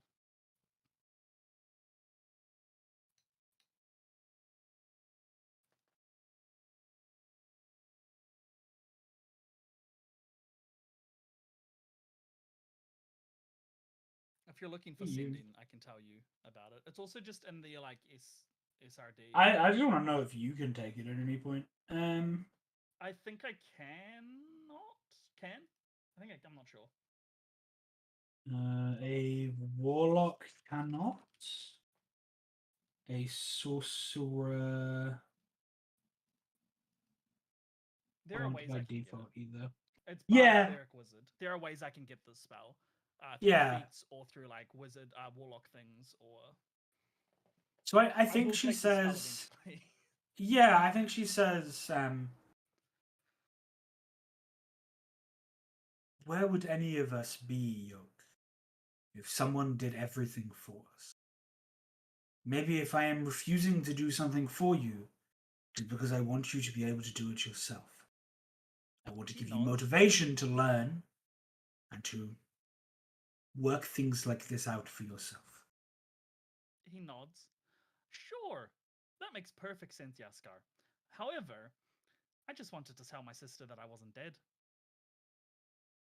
A Make sure my letter will family knew. suffice. Or Yep, you teach yourself how to do sending. we both know that's well above my level. The second level spell. Third? Yeah, that's well above my Third? level. I don't think I don't get second level spells for ages. I don't think, do I?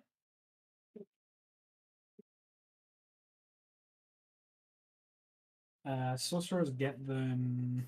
Oh, third level. Okay. Yeah. Um, sorcerers doesn't get sending. It's not really my expertise. I need to. Whatever. I can let that one go for now. I'll be back about this. I'm still wanting to know why you're lying about the man who used to live in this tower. Or, yeah, the people that live in these towers. That seems like odd knowledge to keep. Now, if I can't make you tell me, but at least help me understand why this is such secret knowledge, because you know me, Yasikar. At this point, I'm going to go out and try to find information of my own, and it's much more likely to get me into much worse trouble. She says, have I ever told you my full name, Yoak? It's not the wise. It's not the wise. I've never told you my full name, because names are a powerful thing. I won't tell you their full name, because if you were to speak it aloud, there are those who might know of it. And those who, knowing for you in a state where a lot of the time your magic is uncontrolled, the circle knowing you exist is a risk. And I am here to minimize the risk to you wherever I can. So if I don't tell you something, know that it is for a reason. I have a book of names, right? I have a list of. Can I try to guess what this guy's name was? Like, if you like, You can just start not guess, reading but names. Yeah. not get. No, he wants to like try to deduce out of the names he has, the positions they were given, or what. He wants to try to deduce who the person in the. He wants to connect the dots of that book, whatever he read, and then transcribed into his own book, and the new knowledge that she has given him. He wants to try to see if he can like pick the name out of the list that this person that she's been secretive about was. I mean, you know the name of the person who was lost, In who this was tower. here before. Yeah. She But didn't well, tell me, the person who was here before her. Yeah.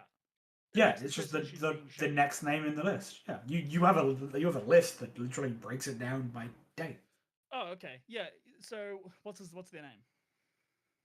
I don't have it, Matt, because of course I don't have it. No, I know you're terrible. This person just use wasn't Dojon. important. Yeah. Well, they are now. Yeah. Is it Dojon? Dujon? The fantasy. Yeah, Donjon. Yeah.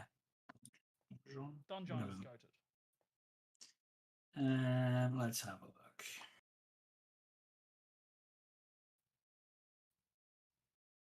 Just give me a name.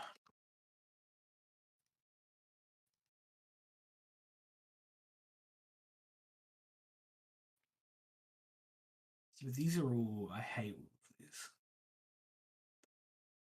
I think the person who occupied this tower beforehand, and it's like the same all the way through, including Yasikar's. It's like first name, epithet, right? It's not like full name. So it's Adward. And it's it's hard to tell, or I don't think Yoak knows whether this is the epitaph they had in life, or whether this is like something that's been put to them after the fact.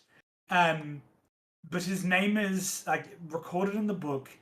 His name is Adward the Competent.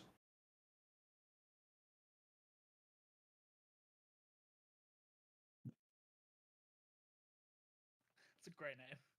10 out of 10. Might be one of your best names. Yeah, okay. He says, see, I don't really care about his full name, Yasikar. I know he's Adward, the Competent, which I don't really understand. Was that a name in life or death? It doesn't matter.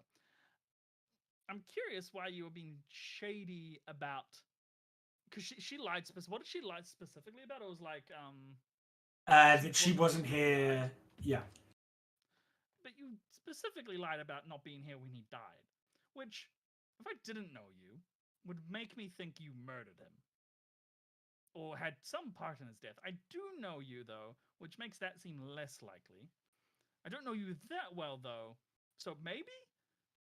Lying about it is weird, Yasikar. What happened to Advard? And why are you being shifty about it? She looks at you. She says,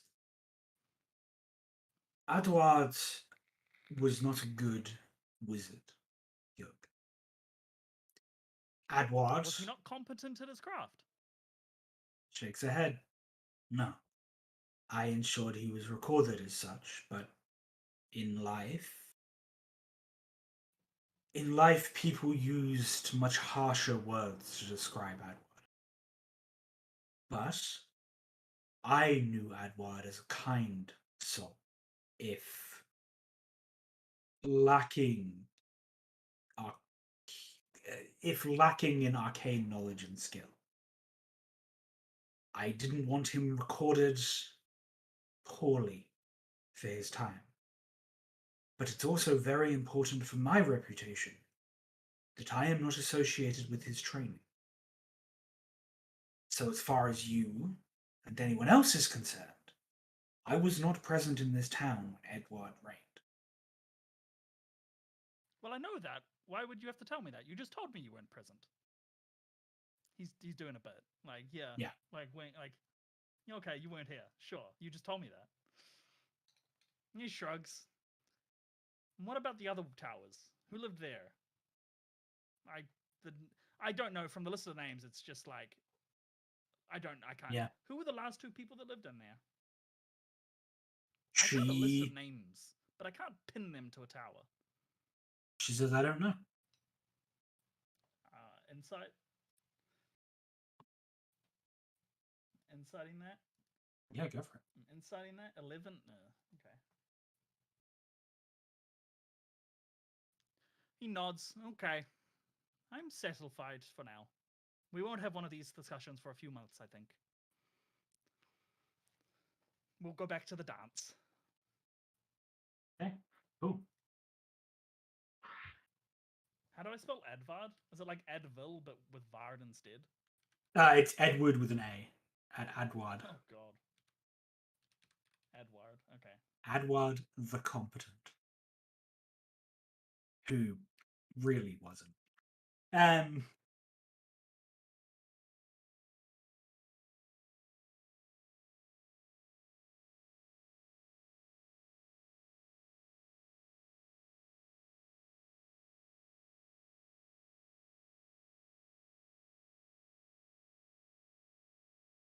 Okay.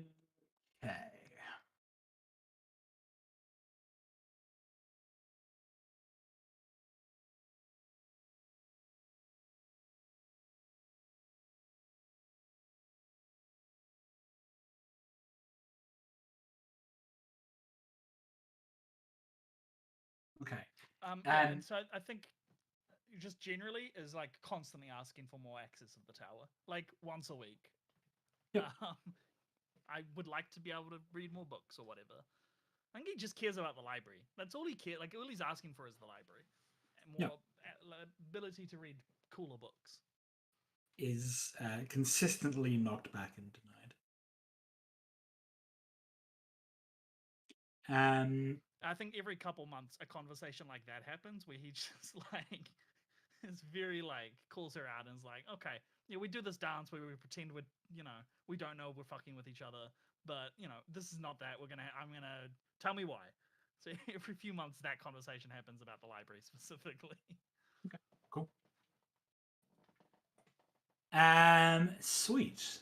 So, I think after a while, kind of time passes and moves on.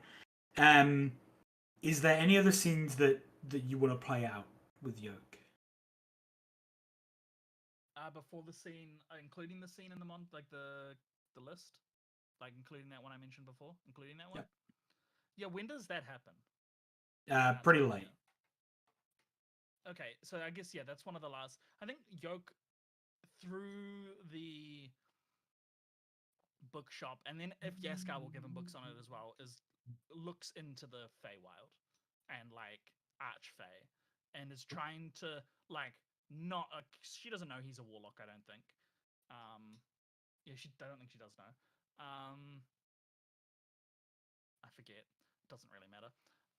But yeah, being like trying to get information about the Feywild, the Archfeys, seeing if he can learn anything about the theory that he met. I think yeah, this is him like trying like he through this process is trying to figure out or will figure out that he is a warlock because I don't think he knows he's a warlock yet. Yeah. So he will use this process to figure out he's a warlock, and then once he figures that out, tries to figure out what his deal with this person is, this entity is, and who this entity is beyond like his folklore knowledge of them.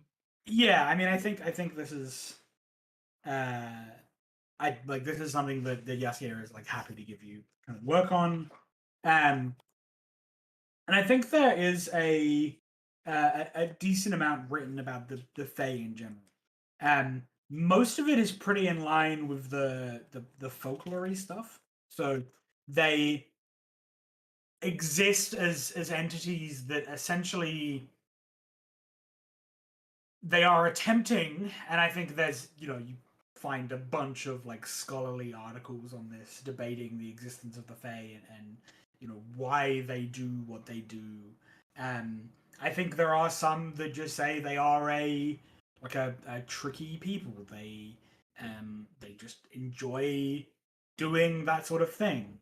There is others that have put forward theories as to a phase standing within their court is built around how many the people they've been able to draw into the Feywild, that somehow affects and enhances the opinions of them in the eyes of the Fey. And then about your patron, I think you find a story of some at some point, that speaks of a young Fae,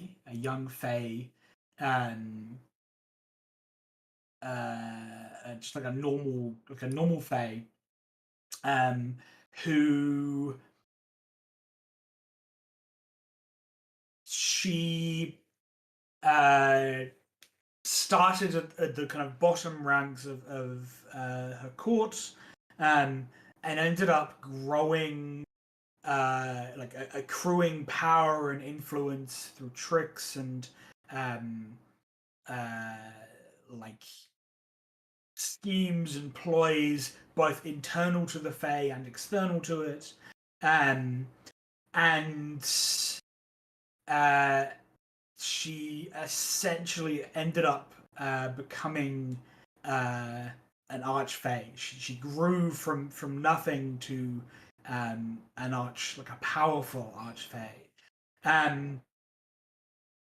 But with that growing power and growing influence, she grew proud and jealous of the power that others had within the court, which essentially led to her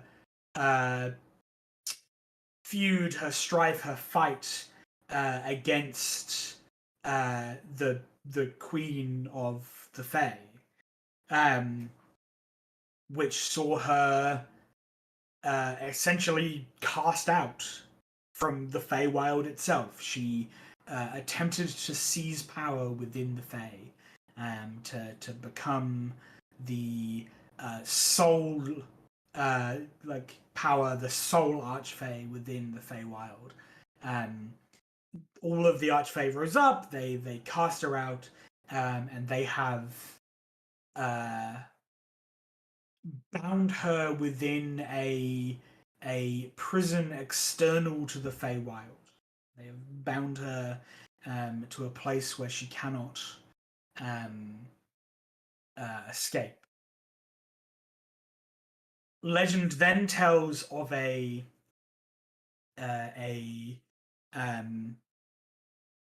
mortal, an innocent mortal, who was conjured into the Fae by tricks and guile of those who still believed that this powerful Fae should have ruled. Through tricks and misdirection, this mortal was tricked into releasing this powerful Archfey from her extra-dimensional prison, and ever since she has lurked the wilds of the Fae, and attempts to undermine and undercut the other Archfey in a search for their power.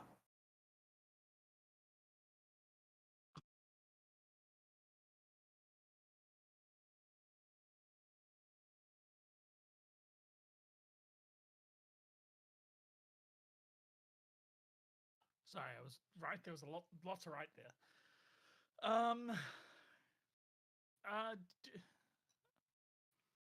Can you figure out what his contract with her is? Can he read? Is there anything about warlocks or anything that he reads? Like that? Oh, I did that. I made a deal. I think you get the basic overview of warlock packs.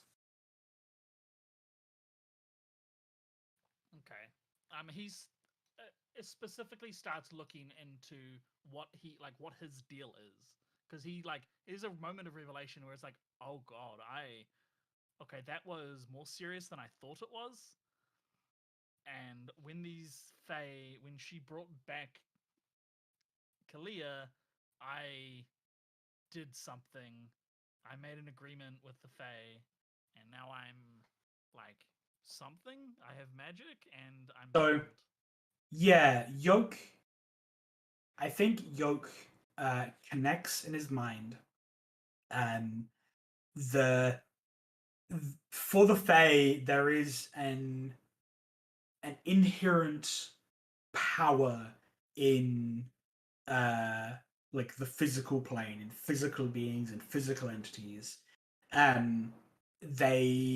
is all these stories of gaining influence and gaining power by bringing mortals from the material plane into the Feywild, and leeching off their physical presence somehow gains the Fey power of some sort. And then Yoak remembers plunging a dagger of Fey fire into the heart of another man who withered from the inside, as that Fey fire burned through him. And there's some connection there that Yoak makes.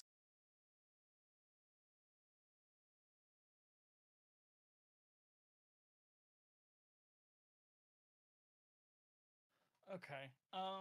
Yeah. I think then, once Yoak goes down this rabbit hole, he goes down it pretty hard in his free time, and starts looking into rituals that you can do. Like, if not, like, he doesn't start there, but he eventually gets to, like, you know, rituals that you can do that is not necessarily directed towards, like, Fey patrons, but, like, that energy itself, like, all of, like, starts looking into magical rituals that can be done. And I think eventually finds something. Cool. Yeah. So this is like the ritual you're looking for this book, right? Yeah. Yeah. Cool. He eventually, like I get, well, a year plus of searching, maybe. Like, he eventually finds something, like, I don't know what it looks like if it's a montage or what it looks like, but I think we see Yoak, and it's like they've only got a few months left here, like 5 months, 6 months left in this place. Before it's been 2 years. Yeah. Yoak looks a lot older. He's like almost 18 now. His hair is still very black, and it's long. His hair was always like medium, like wavy and like messy, but it's now like a long black ponytail that he keeps quite tidy and is putting on the magical apprentice look. So he looks a lot older, and it's one of those. Do we just want to go straight to that scene now, or is there something else you want to do? Yeah. Okay. It's Yasikar has gone away on one of her trips again. I think that, like, the day she leaves, I think Kalia is maybe, I think Kalia is working, or maybe she isn't. I'll roll a d20 on it. If I beat it, she's working. Okay, she's not working. I don't care. It doesn't matter. I think Yoak doesn't come home, and he gets all of what's that 20? What's that for? Yoak, that night that Yasikar leaves for her trip, he does all of the jobs. Like, he stays up late and just does everything to get it all done. And so he comes home quite late. I think he sleeps in a little bit in the morning, maybe not. He's very excited because he has a plan. And he's told Kalia, let's go to the woods tomorrow and hunt. A little bit earlier than they normally do. I have something I want to show you. Give me a.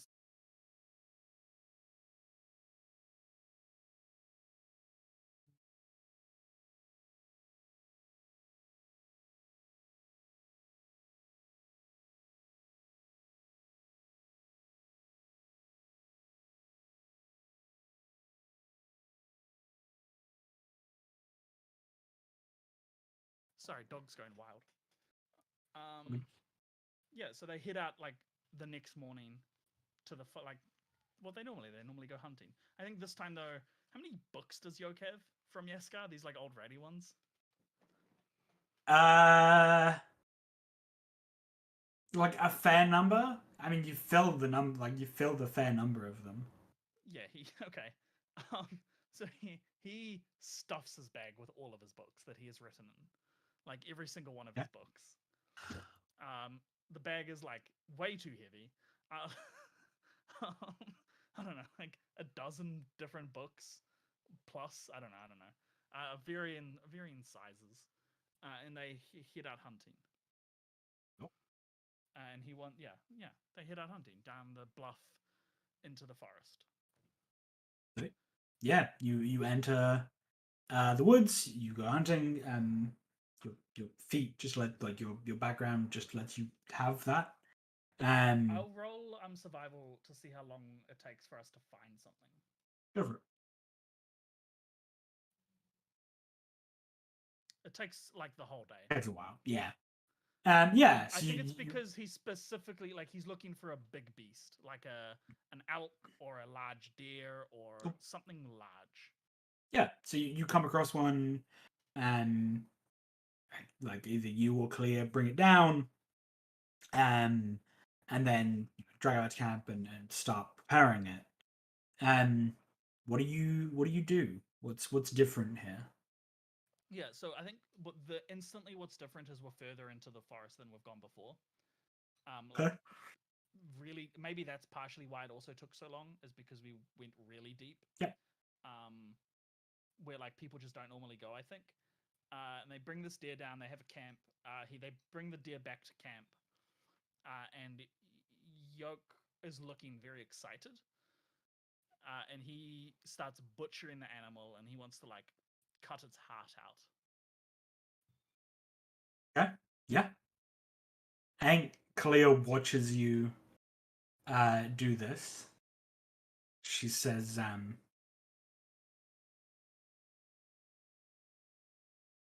I actually, I think she at this point expects Yoak to be a little bit eccentric, so she's just gonna let you go. And He's talking about like how he's going to do some cool magical stuff. yeah, cool. So he eventually cuts the heart out, and then I think he pulls out like pulls a pouch out, pulls a pouch that has a bunch of like ingredients in it, like nondescript stuff, and then he goes and like spends some time in the forest picking some like herbs or like leaves of specific trees, mushrooms, and like then tips it like uses the stuff he already had and then the fresh stuff to make like a poultice or like a like he mixes it all like he makes a potion and not a potion but like like a poultice that he can like spread. And he gets Kalia to help him mix it. Then he like just looking very excited the whole time. Once he's done with that, he sets the heart out on like a cloth or something. To the side next to the heart is the like the poultice, and then there's like a flask or like there's a cup or something of like the deer's actual like blood that is not the heart. And then he will undo his backpack and start taking all of the books out, and start opening them to specific pages.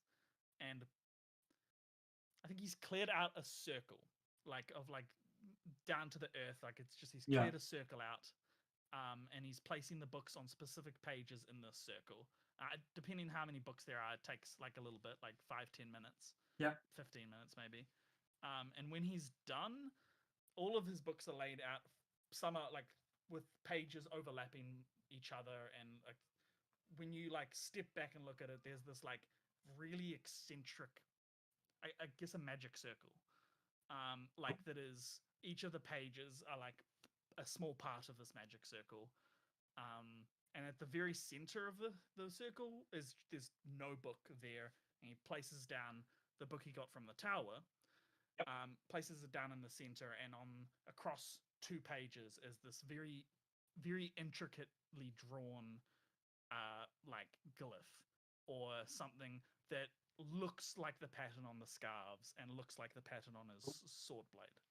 I think it all looks like that generally, but this is much more like that.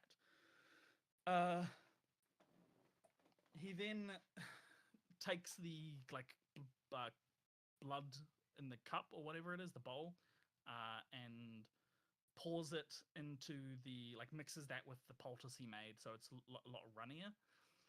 And then takes a like a brush or something, and places the heart on the center of that glyph in the like the big fancy book. It places the heart on the center of it, and then with a brush he takes the the new like the bloody like poultice liquid stuff that is, and he starts tracing that over the lines of the rune and starts whispering in Sylvan. Yeah, sweet. So you start to do this. You start to trace the blood, and when you're maybe halfway through,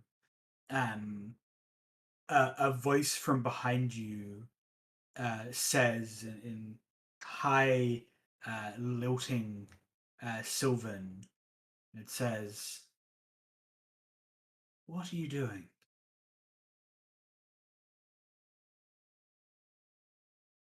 Muted. Yoak still, I don't think, knows he speaks Sylvan. He's never, I don't think he's read Sylvan. Yeah. He hasn't like anytime he's come across Sylvan, he's just like, oh, I can read that. That's common. Yeah. And I think he's always been able to speak Sylvan from like a very young age. He's just never known it. So I think he thinks like, oh, Kalia's asking me a question. Yeah. So what they said, what are you doing? Yeah.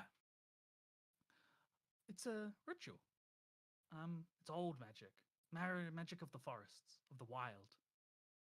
As you're like halfway, like you start speaking that, you're about halfway through, and Kalia's voice from behind you says, "Yoak, turn around." You turn.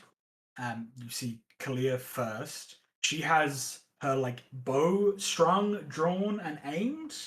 And she is. You're muted.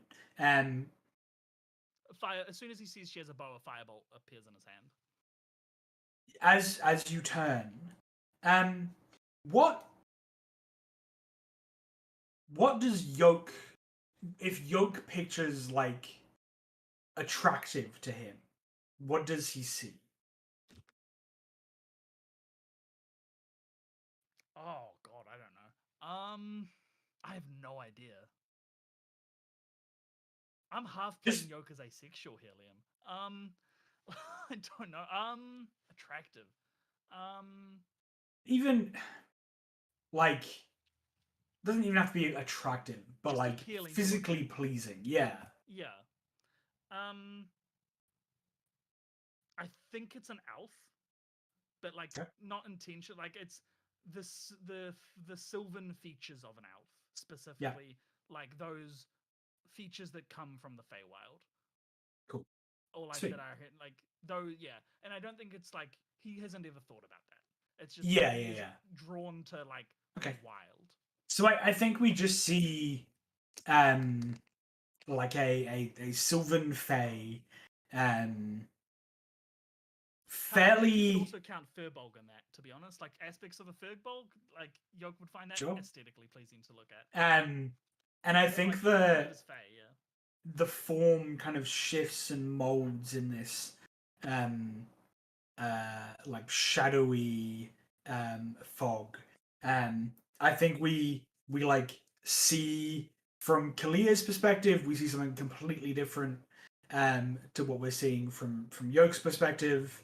Um and uh this like sylvan form kind of like tilts their head at Yoke who has this fireball um bolt in his hand. Um, and they say, "If it was our attention you were looking for, you need only ask." He like cocks it, like frowns slightly. I don't think it was. This is not like no, it's alright. This is different magic than yours. Or similar, I think. I'm still learning a lot. It doesn't require you though. Thank you for the offer though. It's most kind of you. They smile and say, "You are the new bound, the princess of the Shadow Glass." Does he know that name? Uh, you know it's associated with what you would call the Seeker of the Three Crowns. Has he heard the term bound before? In his readings, There's probably like in your like research in about talking about warlocks, right? warlocks and packs and Yeah. stuff. Yeah. He thinks for a moment.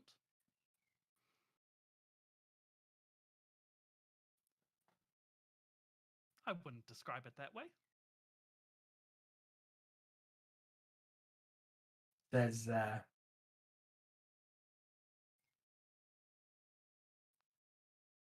yet their touch is all over you, and you see the like all of that like fey patterning um illuminates this lilac like glow along it. And I think we see it whether Yoke sees it or not. We see it like fade up and then fade back out as it kind of passes over Yoke. Um, and again, Yoke doesn't see this because this is behind him. Um, we see the edges of it on Kalia. I dislike that. I don't like that. Take that last bit back. I think I want to roll because we have talked about like Fey stuff that Matt knows. I want to roll. What would is that Arcana? Just to see what Yoak understands about some of this stuff. Yeah. Is that Arcana? Yeah, Is Arcana, that I guess. history? Either. I'll Nature? give you either roll. That's the exact same. Disadvantage, normal advantage, advantage. Normal. 18. Okay. I think Yoak. Yeah, they say that, and he like thinks for a moment, and he nods, and then shakes his head, and then like nods again. I may be bound. This may be true, but the power of the where you come from, I've always had that.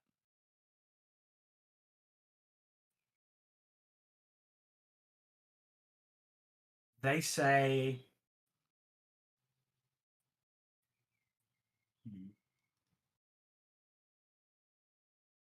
They say, yeah, they kind of lean forward to Yoke. They say in like a hushed whisper, for the eyes of the court to be upon you at all times, then you must be powerful. And as they do, the like fey kind of lilac-y fire that we've seen before when Yoke's done things, like flares on him. What form does that like? What do we see on? Does it take the form of like a cloak, a crown? Like what when this fey like lilac light starts to like flare when she says powerful? What form does it take on Yoke? Does it stay? Oh, does it? No, it's just a like flash of. Is this on Yoke or is Yoke seeing this on her? This is on Yoke, so this isn't necessarily something Yoke sees, but for us, okay. Yeah. What does this fire manifest as on Yoke? Purely visual, nothing mechanical. Yeah, no, I know, but that's so important still. I think he feels his like arm burning, like because he has a massive scar from like the crook of his elbow down to his like wrist. So I think he feels that like not burning, but like pain, like a dull pain there, like that throbs. Yeah. I think he's probably short sleeved. So I think the from the crook of the elbow down to the wrist, that scar has it's not just a straight line, and it's the Fey fire has like spread from that scar, leaving the patterns of the Fey Wyld, turning that scar into a scar. It's still a scar, but it looks like the patterns across his like scarf and dagger. I don't think anything else. There's no crown. There's definitely no crown. Okay.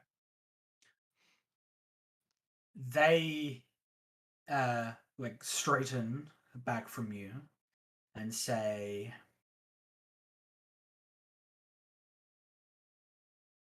there are many forces in my world, many beyond your imaginings. You are bound by one such, a pact to not take lightly. You have agreed, consciously or otherwise, to fight on a side of a war that has been burning for eons. Watch your actions, for they have greater consequences than even you know. Are they speaking in Sylvan? Yeah. So Kalia cannot understand. Absolutely I think Yoke's not. also speaking in Sylvan. He doesn't realize that though.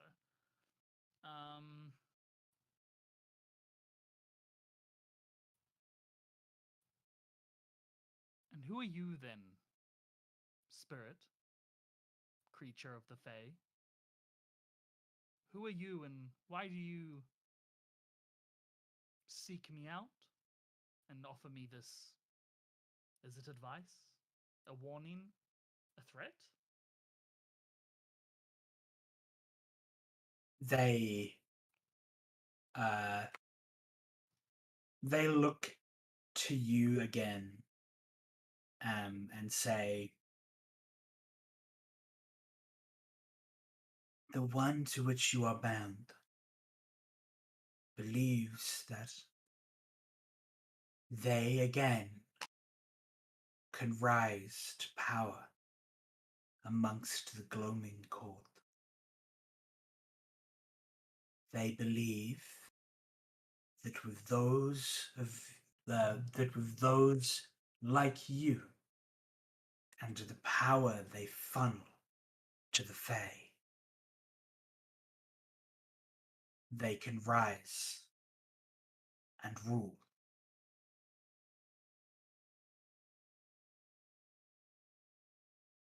But the Fae does not so easily accept a single ruler, a single power. I belong to those who seek to oppose her. And she looks at Kalia and looks at you and says, and if that means I am to oppose you, I will.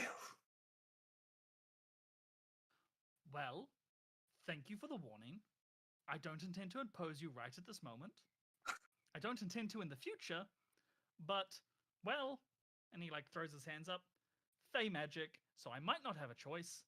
If that comes to it, do know I'm sorry about it, and it wasn't my intention when I struck the deal. I only recently found out that I did strike a deal. So yes, if it comes to that, I do apologize. No intentions of it right now. He gives him a big smile.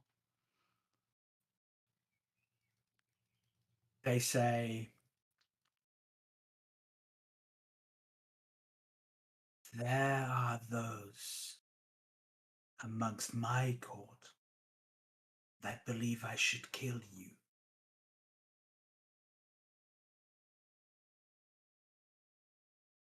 And I think, I'm sure there are like, people amongst the more material plane that would think I should kill you.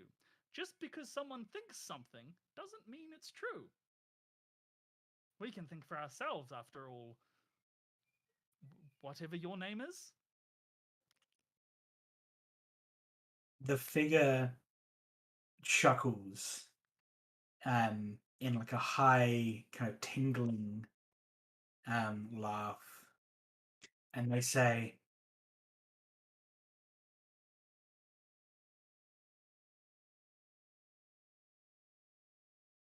should you ever grow tired of the allure of the material plane? And its eyes twinkle at Yoak.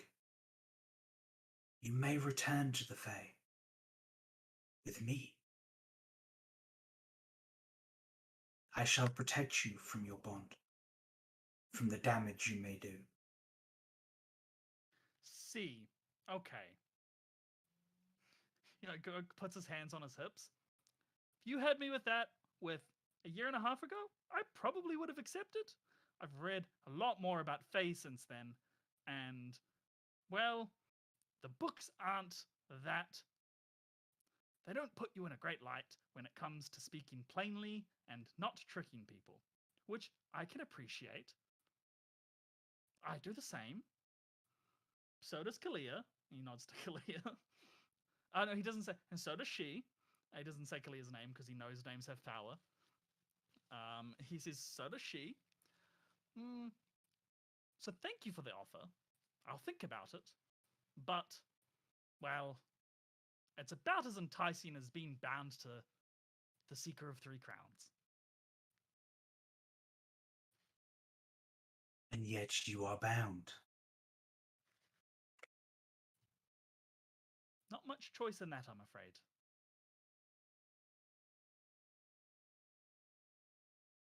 Says,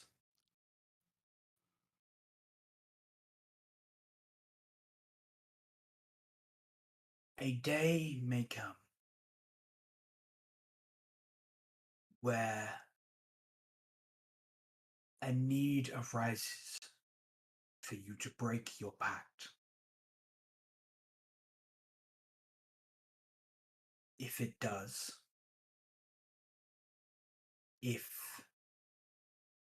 the Seeker, and it says the words with fairly clear, like, derision, right? Like it whatever it does not like the Seeker, the term the Seeker of the Three Crowns, says, if there is ever a time where you find yourself able to leave the pact and all it gained you, again he looks at Kalia, behind,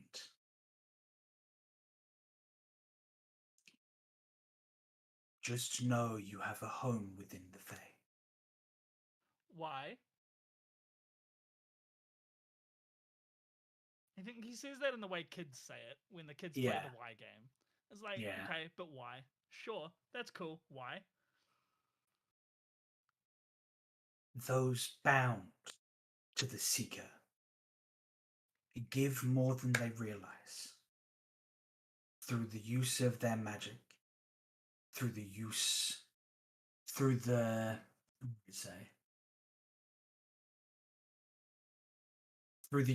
of their magic and the powers it channels back to the Fae. They empower those they are bound to. If a time comes where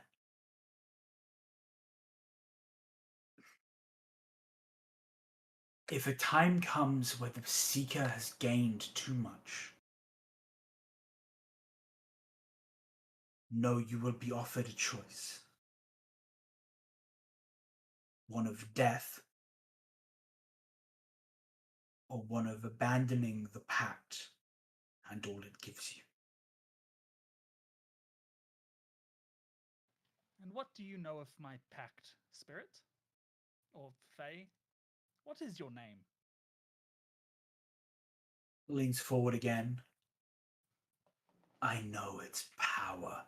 And again, at that word, you see, and I think this time Yoak sees it, the Fae kind of patterning along his arm, and then the edges of that patterning on Kalia. Does Kalia notice that? On her? She is still aiming a bow at this creature. What do I have to... Is that an Arcana roll to understand the fuck that means? Or does Yoak just know? Yoak can just know. He essentially, Yoak knows what he got from this pact. At least now he does. He got Kalia, and he got his magic. This creature, whoever they are, is essentially saying that this gift of power is not one-sided. That by using the magic and by doing what he did to Ymir, he is funneling the power and energies of the material realm to the person who bound him. And if there ever came a time where that person who bound him became too powerful, the rest of the Fae would offer him a choice. Death, or releasing the pact and all it gave him. That includes Kalia's life. He doesn't say anything for a moment, and then shrugs. I don't really care about the magic. I didn't even know it gave me magic until a few months ago. But one of the things the pact brought with it, can't be giving that away, can I? So when the time comes, I think I'll know what my choice will have to be. No, it's not one of the two you've given me. Until then, I do hope we can stay friendly. The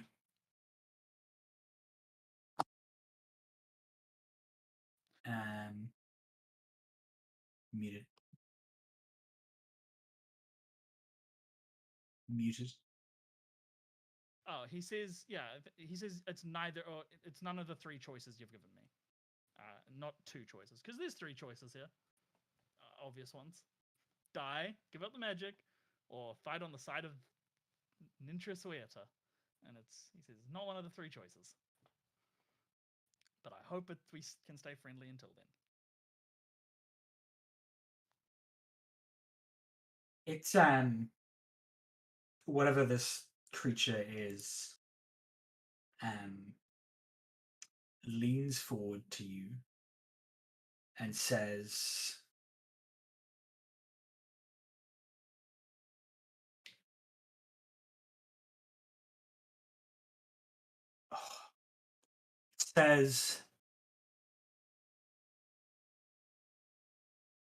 I hope the next we meet, it is under more pleasant circumstances. No, the Lord of the Beast watches. And then, do I know that title? Before they disappear, do I know that title? Do I know anything more about, like, can I name this thing? The Lord of the Beasts. But, like, there's Nintra Soitta, the Seeker of Three Crowns, right? The Lord, Yeah. like, does the Lord of the Beasts have a name? I think you'd have to look it up. Nothing he's come across yet? Okay.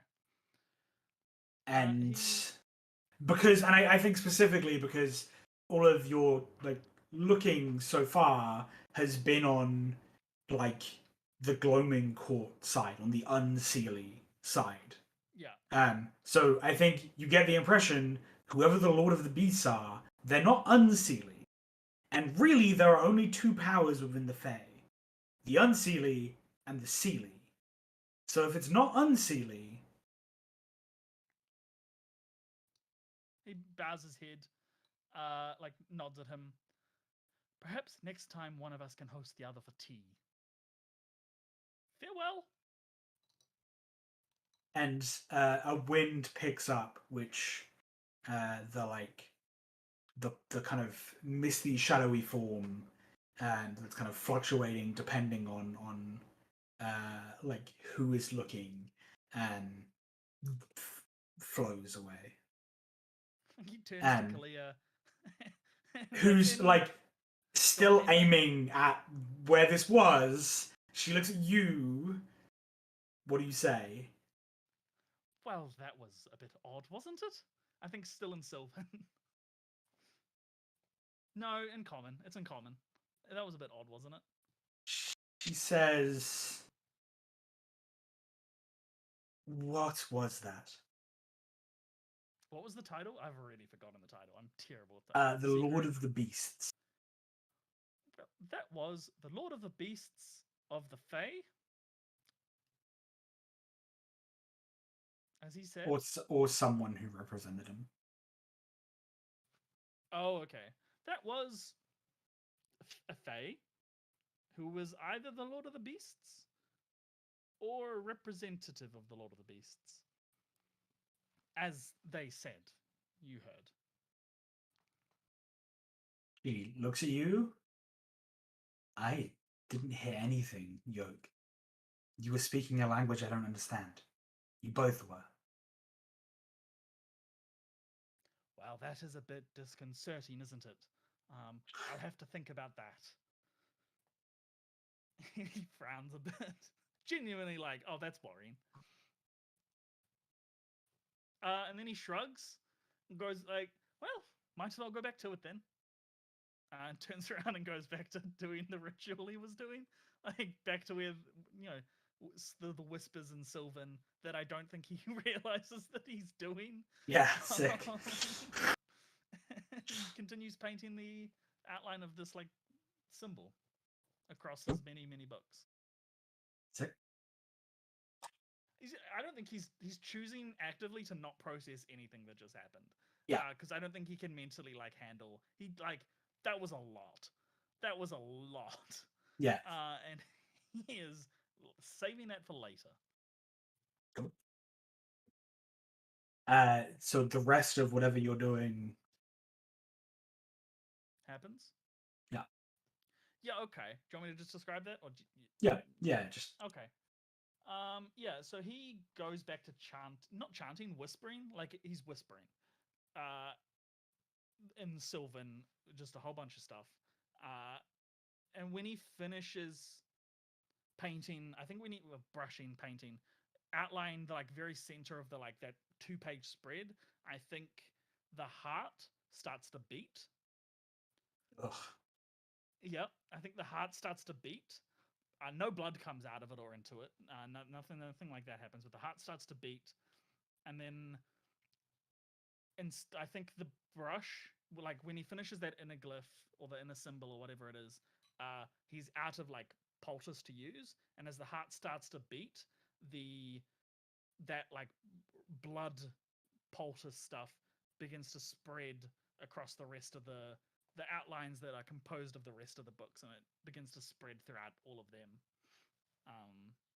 When it finishes, and the last line connects, the entire like circle where all of the lines of the glyphs are, I think, glow in that like that purple lilac color that we are now getting familiar with. Glows in that purple lilac color, and the heart begins to sink into the book it's sitting on, like just straight up sinks into the like the because the book's open like that, and then the heart is like sitting on the like I don't know what it's called, the dividing line between the 2 pages, and it sinks down into that. Yep. And as it does so, the glowing glyphs or lines or whatever they are, they begin to like retreat inwards. And as they retreat inwards, the pages of the book like come with them. As slowly the entire circle of books is pulled into the same spot that the heart sank into. And when the last book is pulled in, that's when the last part of the heart disappears into the book. And then, yeah, it's just this open book that looks like it. I don't think there's any mark of the ritual that has been left. All of the ink, everything has been eaten into this book, and it's just this blank page. There's 2 open blank pages facing upwards. And he nods, and looks at Kalia and gives her a big grin and like a thumbs up. Well, that went well. Besides, well, no, that went well. I think it's like one way or another, it's clear to Yoak that like whatever happened there, she did not see. Like this thing that you've just done, like her non-magical mind did not process, did not see, and she nods and says, and like I think she's probably like continuing to like prep the. What does she think happened to all the books? So Yoak sees in her that she did not comprehend that. Yeah. Here he picks up the book, and like closes it, and it's just the book. It's just that book, the fancy one that he has. Well, I imagine the spell book. I think that's what that is. The way you described it. Yeah. It's just that. And he brings it over to her, and sits it down.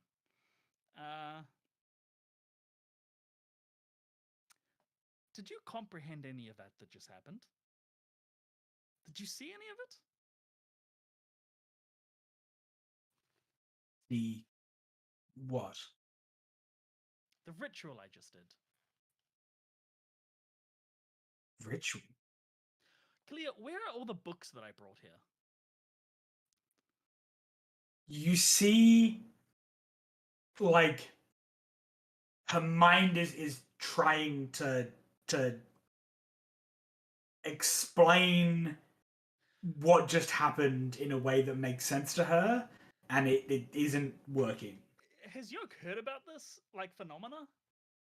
or read about? Did he I try to break her out of this? I don't think so. Well, that is odd. I just did a magical ritual. You remember talking to the Fey creature, correct? He nods. It was Faye. It was Fey. She nods. You were speaking a different language. I don't know what you Sure. said.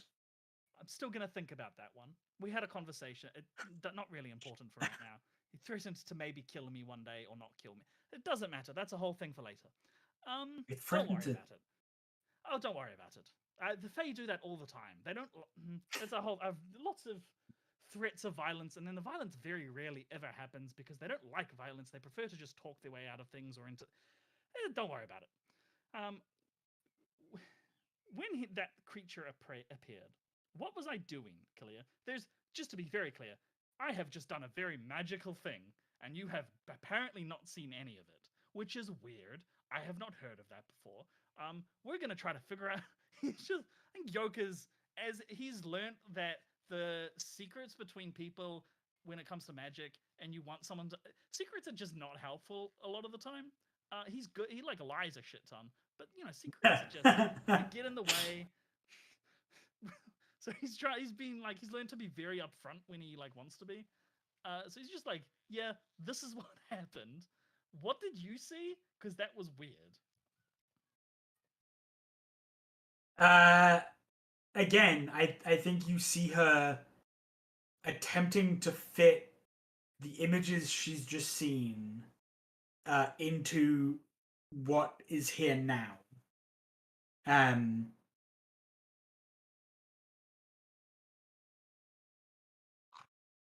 Yoak adds that to a list of things that he is going to investigate because this is weird. Yeah. And then he like points down at the book. You see a book, right? There's a book in my hands. I'm holding a book. The book you got from the tower. Yes. It looks like that right now.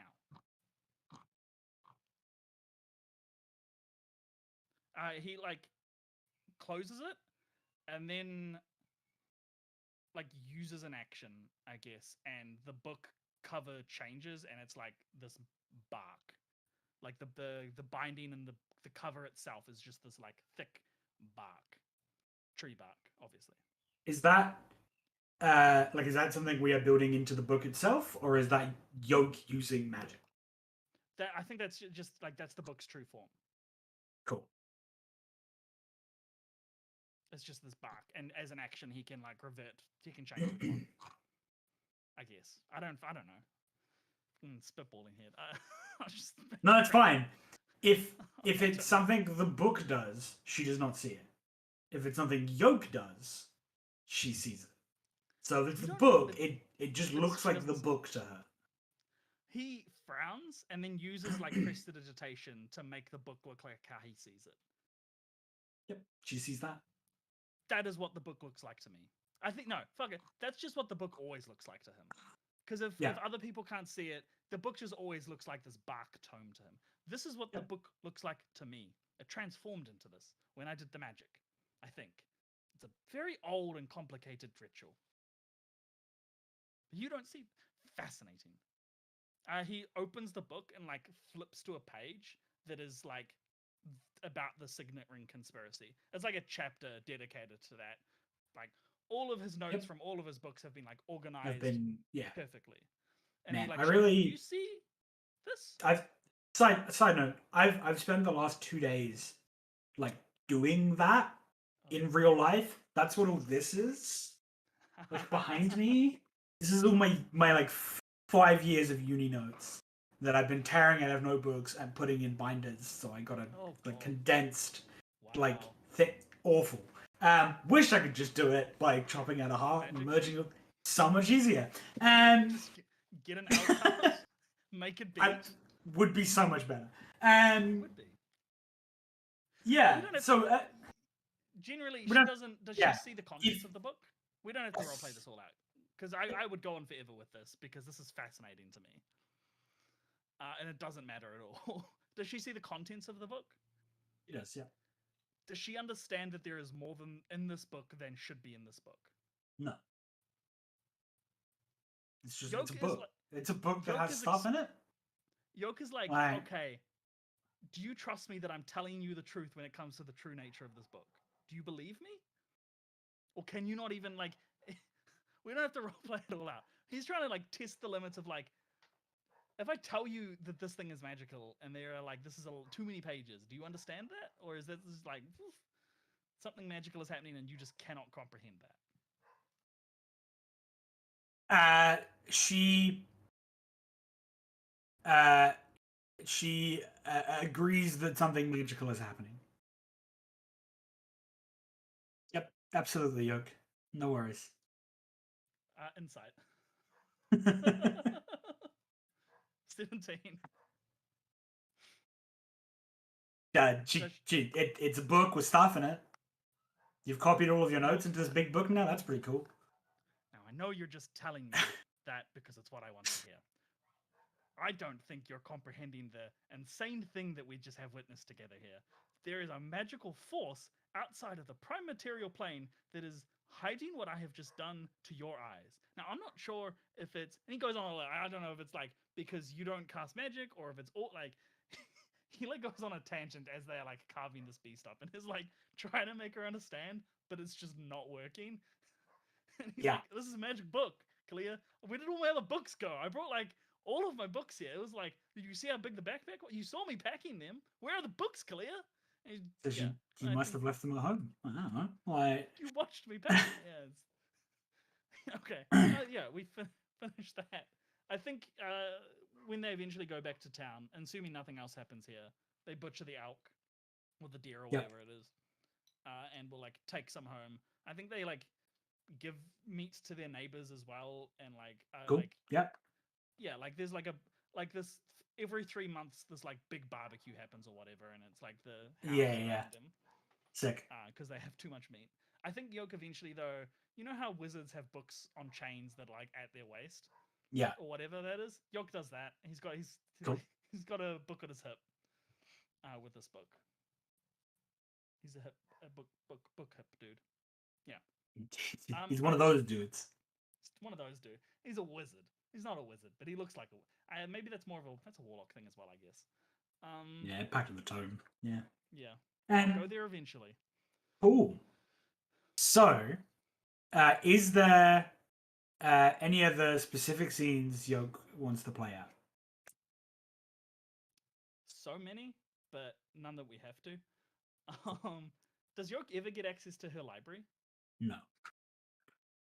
Like, as he progresses magically, like he tries to get his hands on as many books as he can, both mundane and magical. If he can, he'd like to get a mundane bestiary and then a magical bestiary, if that's something that exists that Yasikar has, or if the bookshop has it, and he'll just copy like all of that into his book. He wants to have a bestiaries with him, so he like has knowledge and he can like refer to it.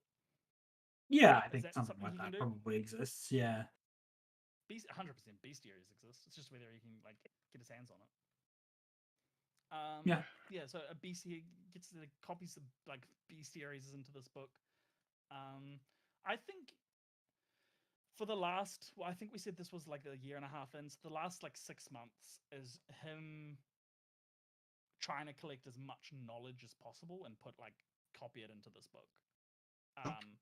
Which is what he's been doing anyway. But it's like he's doubling down on like I am spending as much. I'm trying to get as much knowledge as I can, both mundane and magical, and I just want to like have everything.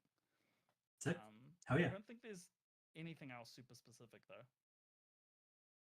Cool. So. Whenever the time he's been making rations the entire 2 years. Yeah. And has been like eating them for lunch. That's so right.